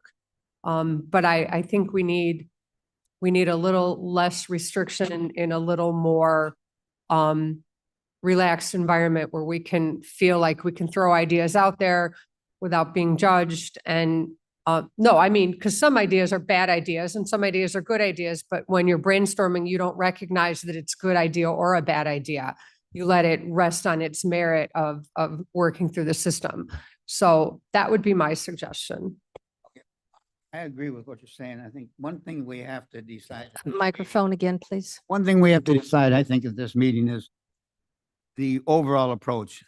And instead of talking about all the different revenue funds and then the sources of special revenues and capital and everything else, instead of talking about those, that's not going to get us where we want to go. So it's got to be talking about cutting someplace else. And as long as we can agree to that at this point in time, I think we can all get in there. But every time somebody brings up a special revenue, we got more interest here, we got this, it doesn't add to a hill of beans in the $28 million or whatever we're looking for not only 2026, but 2027 and 2028. So I think we're wasting our time even talking about those things. I think we have to agree upon that. John, before Mr. Tepe first. Thank you, Mr. Chair. I have a lot to say about this. First off, had I been in charge, I would have started in January. And Ms. Molina will probably confirm that she and I had a conversation. About 70% of the funds associated with the key fund that we're associated with comes out of judicial, the sheriff, and the state's attorney. Those three departments are in effect separate. And I would have begun working with those departments in January to work with them on their budget and their ideas, because they're independent. We cannot dictate to them what they do with their budget, but we can certainly work with them and not make it adversarial. I think we're at a point where it is going to become adversarial with several departments, those being key ones. But again, 70% of the key funds in the general fund come out of those three departments. Working with them is imperative. And we need to work with them on a positive basis, and nobody's doing it. I would have started that in January. Okay. So again, a key point is we cannot say to the elected officials, this is what we're going to do to your budget. We can say to the elected officials, this is your budget. But more importantly, we should be working with them, and we're not. And that is disturbing. Okay, second, right? The only funds that are available to us to start talking about are first off the RTA funds, so we can reallocate some of the RTA funds away from transportation. That'll create a gigantic hole for transportation, okay, that can only be filled by increasing the gasoline tax. So unless we're start talking about increasing the gasoline tax to replace the funds we're going to take from the RTA, okay, we're going to be at a loss. And that's something we should have been talking about in January, not April. Okay? Okay. And the last thing is we finally passed last year the cost of living increase associated with the taxes. Everybody thinks that that was a terrible, terrible thing to do. Well, it wasn't. We're going to have to do it again. Okay. Those are our major alternatives, but I strongly am upset that we didn't start this in January, okay, as I would have done. I'm also concerned that this is going to become very adversarial, and I don't know where to go from here. I see a bunch of people that have no direction, and it's quite disturbing to me. Thank you. I like that you were personally non-adversarial. That's that in itself will be interesting. Thank you, Mr. Chairman. I'd just like to make a couple of points. You know, Mr. Tuppy's right. We're going to have to find ways to possibly move some money. I do disagree with him on 2 points. 2 of the options he gave us was increasing the motor fuel tax, which is an additional tax, which I do not agree with. And I think there are ways to get close to balancing this budget without increasing taxes. If we didn't learn anything else, we should have learned from the retail sales tax revenue mandate that people don't want to pay any more in taxes, whether it be in gasoline or whatever. So we've got to cut expenses. My suggestion is that what we do in the next few weeks is we know we have to cut $25 million. I think each and every person on the finance committee should come up with 3 solutions that don't increase taxes. If we look at that cumulatively, we may find that our hole won't be 25 or 27 million. It could be 5 million or even less. But I think we have to look at that. And the only other thing which I had mentioned in the past, and I think we need to look at immediately, is an attrition program where when people leave, we don't automatically rehire them, because ultimately come December 1st, we're going to be in a position where we're going to have to fire people. And I would much rather have people that decide to leave on their own volition to be part of that than people that are working and trying to create a career here being fired. So the only suggestion I have right now is the attrition, but I do have other ones too, and they're not involved in additional taxes, which I think the public's already told us. You guys are getting enough taxes. Be responsible with the money.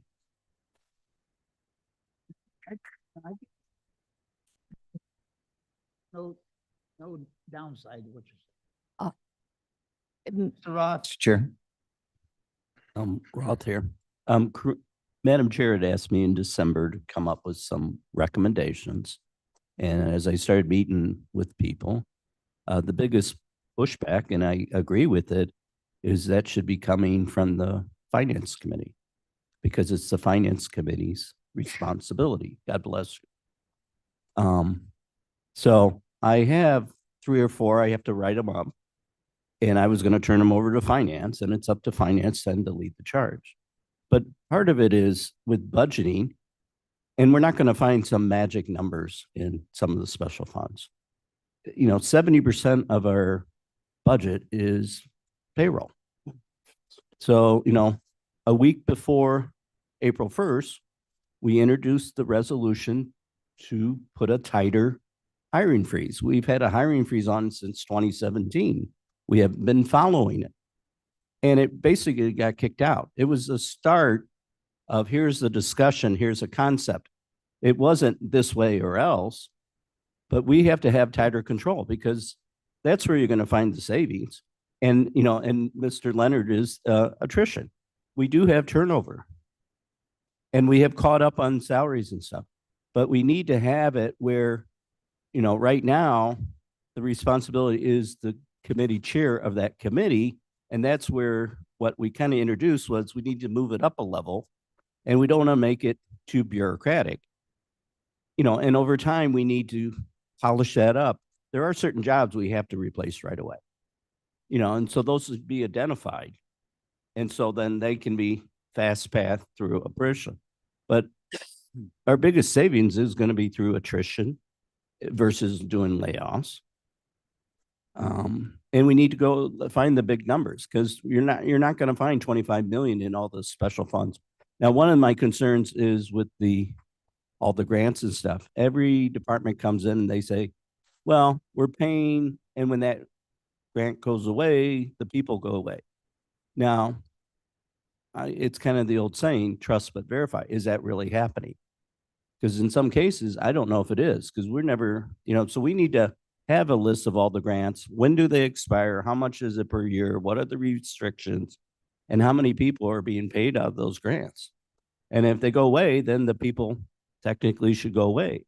You know, I'm not going to say it hasn't, but without having an answer, you know, so that's just a recommendation, you know, that's one of my recommendations, you know, and the other is, you know, that we need to have nutrition.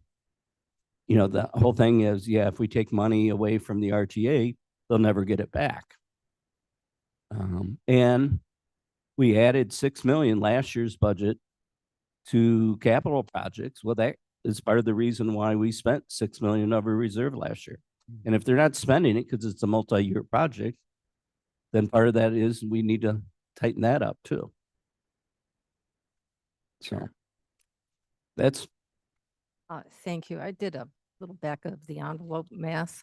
I'm admiring Mr. Leonard because of his back of the envelope math as well.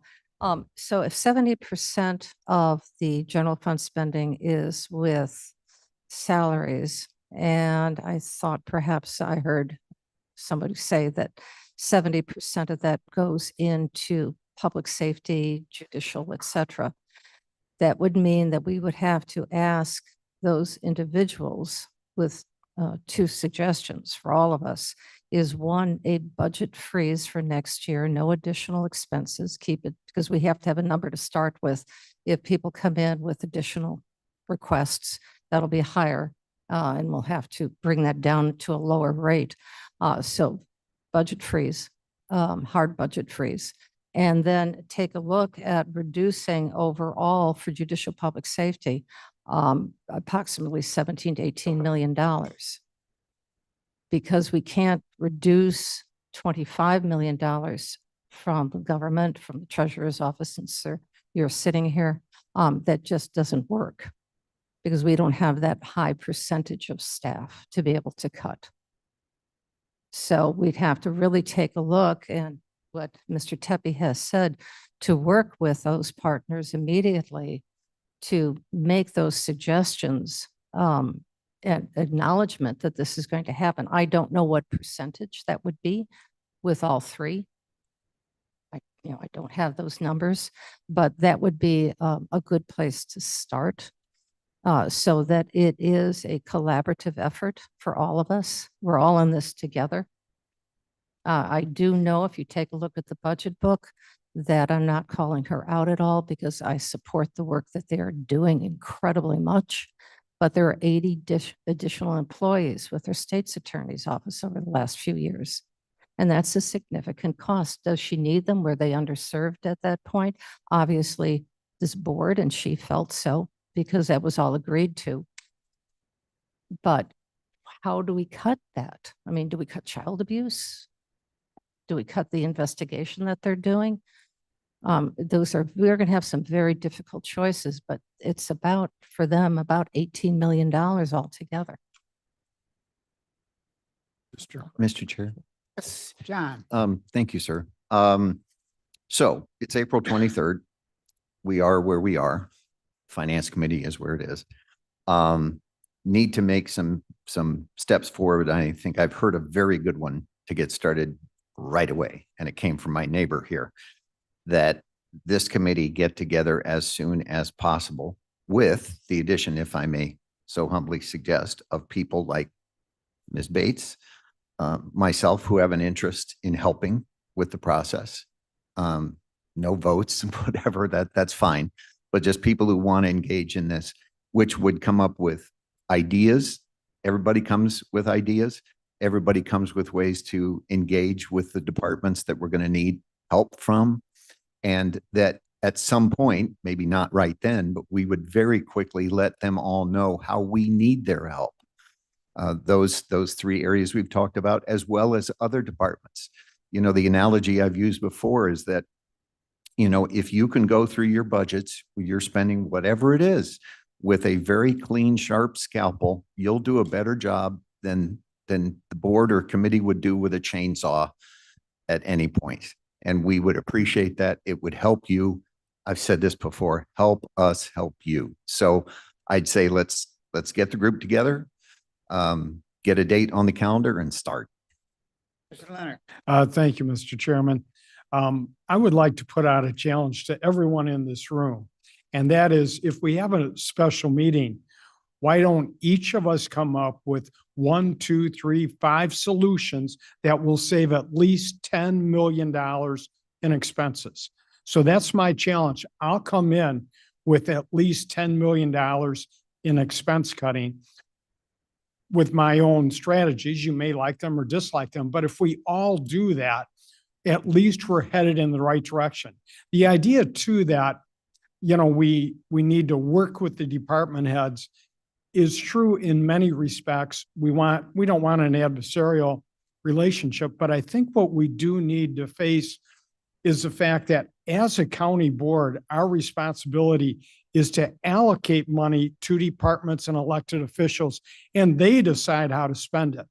So I don't care if it's grant money or general fund money or any other kind of funding that doesn't apply. We come up with an amount for each and every department and elected official and give it to them and say, we're sorry, we only have 115 million. This is it. Come up with your own solutions. You're the department head or you're the elected official. You manage your department. I do not want to micromanage any department or elected official. No, Mr. Pennis. Well, actually, Bill, that's basically what I was just going to say. Each of the department heads and electeds, they need to come up with some solutions. They know the situation that we're in. And, you know, to throw another factor into this too, federal funding. We don't know what's going to be happening with the federal funding as well. So we really need to get that scalpel going because we don't know what's going to be upcoming as far as federal funding goes either. But everyone needs to provide solutions. Agreed with that. I think we should all, as board members, provide some possibilities of cutting. But ultimately, you know, like you said, Bill, it's the department heads and electeds that know where they could get that scalpel to work the best. Thank you. Just I have one question, one thing to say here. We're talking budgets and the departments, whatever, and we're talking about a freeze on employment. So therefore, there should be no open positions on anyone's budget proposal. 2026. No vacancies. open positions. No vacancies. There No won't be. vacancies. No requirements for employment. Okay. Yes, who was, Madam Chair? Thank you. And just to reflect back on what Ted just said, most of what I'm aware of, the current cuts that have been coming through the federal government are for programs, they're grant funded rather than general operational. I'm sure that there's staff included with that, but there's about approximately $1.5 million that have been identified as cuts that have come through. I don't know if there's going to be additional ones, I don't know. But that's what we can account for right now. All right, Ms. Bates, I think we're getting to the point where We're done. We're almost done. I want to say something. I'm going to speak for the directors without any authorization whatsoever. But I'm going to imagine that when we put this hiring freeze in place, the directors are going to be come to us saying, I can't get my job done. Then what do we say to them? We have to be ready to change their job for them. We have to be ready to say to our directors, you don't have to do this job. You don't, they're going to say, we can't get our jobs done. Okay, that's all right. Thanks. Anyway, thanks. I'm done. Mr. Ball. One thing Kathy had mentioned, we have an open for them to start inputting budget, and it will take a 2-month period. The longer we wait to start that, the more work we're piling on. I think we should open it with the understanding that expect you can do it now, or we're going to come back and you're going to be having to lower the numbers. We need to set the expectation now, but start getting the numbers so then we can start reviewing it, because it's going to take them 2 months. Does the committee agree on that? Okay. Any other comment? Kathleen? Can I ask a practical question on that? So, what we would be doing is loading all the personnel, because that's done automatically through our system at their current salaries. So that would just automatically go into the software. And then departments and offices would be keying in their contractual services, commodities, capital at which level, the 25 budgets or whatever? Whatever. Okay. All right. So Something they feel they're gonna have to live with, right? how about if we go back to 2020? That'd be nice, wouldn't it? Yeah. We could go back to 2020 right. budget. I think we've discussed it enough. I think we need a special meeting. We need a special meeting. I don't know, somebody suggested it. I have one comment. I hope that chairman, and I haven't stymied anybody on the committee from making comments. As far as I'm concerned, everybody here is equal basis. We're all here for the same idea, I'm certainly not looking at 91 to improve my resume by making a decision. I think what we need to do is get the job done. I don't care about who does it, how it's done, get it done. And that's one of the things I've had a history of being able to do, is work together with people to make it happen. And let's make it happen. That's all I got. Yeah, just a real quick question. Adam Chairman made a passing comment that why don't we have them start with the 2020 budget, because that's about where it's going to have to go back to. I thought I saw some merit in that, actually. Oh, I'm sorry. I was thinking 2020, I was reflecting out loud. 2020, that budget was still unbalanced because CARES Act money had come in, and already at that point it was being paid for the sheriffs. That I think came in 19 or 18 or 19, that decision was made. So we'd even have to go back further. Well, our requirements have changed. I mean, the demands on us have changed since 2020. So, Mr. Chairman, That's 6 years for next year's budget. Mr. Chairman. We've had lots of changes in that period. Yeah, but the amount of money hasn't. That's my The point. amount of money has. A lot's changed, but Well, we spent everything we had an opportunity. Let's just talk to Mr. Sanchez. He got $103 million that he was able to give away. Oh, it was nice. but if we I use ChatGPT to figure it out. start with 2025. Great. So, Mr. Chairman, please. So, seriously, what budget would we want them to work from? 2024? I Try want to them match come up that? what they feel. Based Okay. on the conversation from, if they want to listen to our meeting and find out how we feel. Or talk to each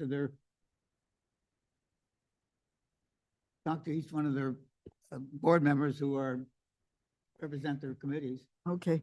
And get a feel from them. If none of us, I don't see any of us is gonna tell them to go beyond what the requirements or what they really feel they need.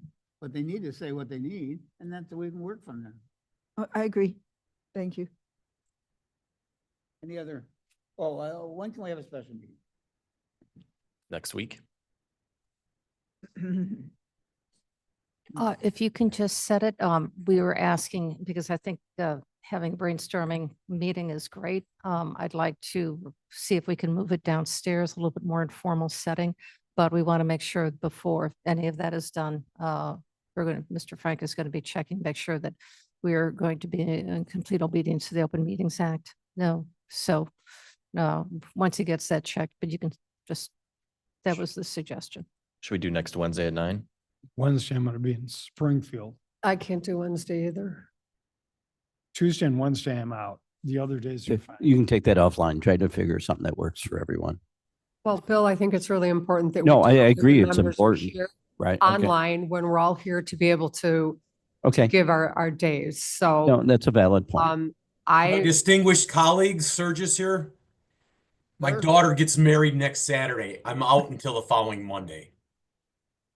First things Congratulations. first, Cliff. You got it. After that, I'll dedicate whatever time you need, but next week is a rough one for me. Thanks. Weddings, oh boy. so Cliff, is that May 5th that you're out until? May 3rd, but they all start Until- coming in town Tuesday and Wednesday, so, Okay, so you're out until May 3rd. yep. Executive Committee on May 7th. Wednesday, the 30th. No, Cliff, we'll get back to you. 30th? Oh, The 30th. No, I can't do Wednesday, the 30th. Hey, but Mavis, don't let this delay you and Kathy and Roger getting together on that form. No, we'll go. We'll Yeah, keep- perfect, We'll keep perfect. working on it. I mean, I can do Monday, I can, the 28th, I can do the 29th, I can do the 1st, and I can do the 2nd. I'm available then. I'm available on Monday, Thursday, and Friday of next week. Somebody pick a date. Vern, are you available anytime that week? Available most of next week. Okay. Who else did we miss? Jared, how's your Jared? schedule? I can do, it sounds like Monday and Thursday is the most amenable. I can work with either of those So Thursday, maybe? Could we try to do it for Thursday? first. Thursday's good. Do we have a preference with our time? Is there an easier time? The only thing the county has going on Thursday from 10 a.m. to 11 is the ad hoc opioid settlement fund meeting. So 11:30 or 12, we can't schedule a meeting with another standing committee meeting. It's in our policy. So we could do it afterwards at 11:30, or I don't know how long those meetings last. Start at 11 and About bring 1 it on. o'clock. I'd say start at 11. It's not gonna be long. I don't see anything, we had nothing in. I think we're talking about the 1st of May. No, the 1st of May. Yeah, the 1st, Yes. May 1st at 11. Yeah. Work for everybody. 30. May 1st, yeah, Thursday, At what time? 11. Sure. We can't make it at 11 because the ad hoc opioid settlement fund, even though it goes long, I believe it's scheduled until 11:30. Is that correct? It's scheduled until 11:30. Because most of our meetings have that break for just It's 10 to 11. Oh, perfect. No, If it- Perfect. If it goes long, we'll just start So like it's right 11 after. o'clock. like we used to do. We do 11:30. That way 11. there's that, no, we shouldn't give them half an hour to go to the bathroom? No. Okay. Well, are any of us on that committee? No, but you can't schedule it Yeah, at the same But I time. mean, if none of us are on that committee, On that committee. The only county board member on that committee is Strathman. Other than that, it's Isaacson, finance. Mosser, Hain, and the coroner. Yeah, 11. so it should be fine for us to go to 11. First. So we're at the 1st at 11 o'clock. All right, Okay. I have one more request for us. And that is our state's attorney has asked to speak with us, so you're on. Thank you. Sorry I'm not there. I was not needed for the meeting. I was informed by the civil chief that unfortunately, a number was given out about my department that is not correct. While we may have hired 80 people over the last few years, this isn't 80 new people. These are people who are replacing other positions. I would just appreciate that as we're going through this budget process, if you're involving elected officials' numbers, please give us the courtesy of talking to us ahead of time so that we can be there to properly represent what we have been doing over the last 4 years, which, as one of the committee members pointed out correctly, we can't be the way that we were in 2020 because we've had a lot of unfunded mandates that have not been a creation of my office that have come about. We are much different between 2020 and where we are in 2025. I'm just asking if somebody's going to represent any numbers about my office, the sheriff's office, the circuit clerk, or any other person, please give us the courtesy of allowing us to be there so we can adequately represent what is actually happening in our offices and in our budget so that we can represent the needs of our offices. Thank I you. think Mr. Tepper's made it very clear that he wants to work very closely with you. And certainly, Ms. Bates is, that's a part of her scheduled program between now and then. Whether she completes it by May 1st or not, I don't know. But anyway, and that's what we have intentions to find out from you, what is important and what is not important. So we can go on from there. But Mr. Tepe has dedicated him, how did you put it, sir? But dedicated to work with you. Right, and I Thank fully you very believe much. that. I do. I Amy. just don't want to hear numbers come out that are inaccurate and misrepresented. I'm talking to Myrna Molina to work with you. Okay. Okay, To Myrna. absolutely. I'm more than willing. Okay, thanks. Any other business to come before our committee? No, wait, we got some other business here, don't we? Reports placed on file. Leonard so moves for unanimous. consent. Unanimous consent. Anybody agree? Not agree? Reports will be placed on file by unanimous consent. No executive session. A motion for adjournment? Leonard moves for Opposed? adjournment. Pepe seconds. All those in favor say aye. Aye. We're out of here.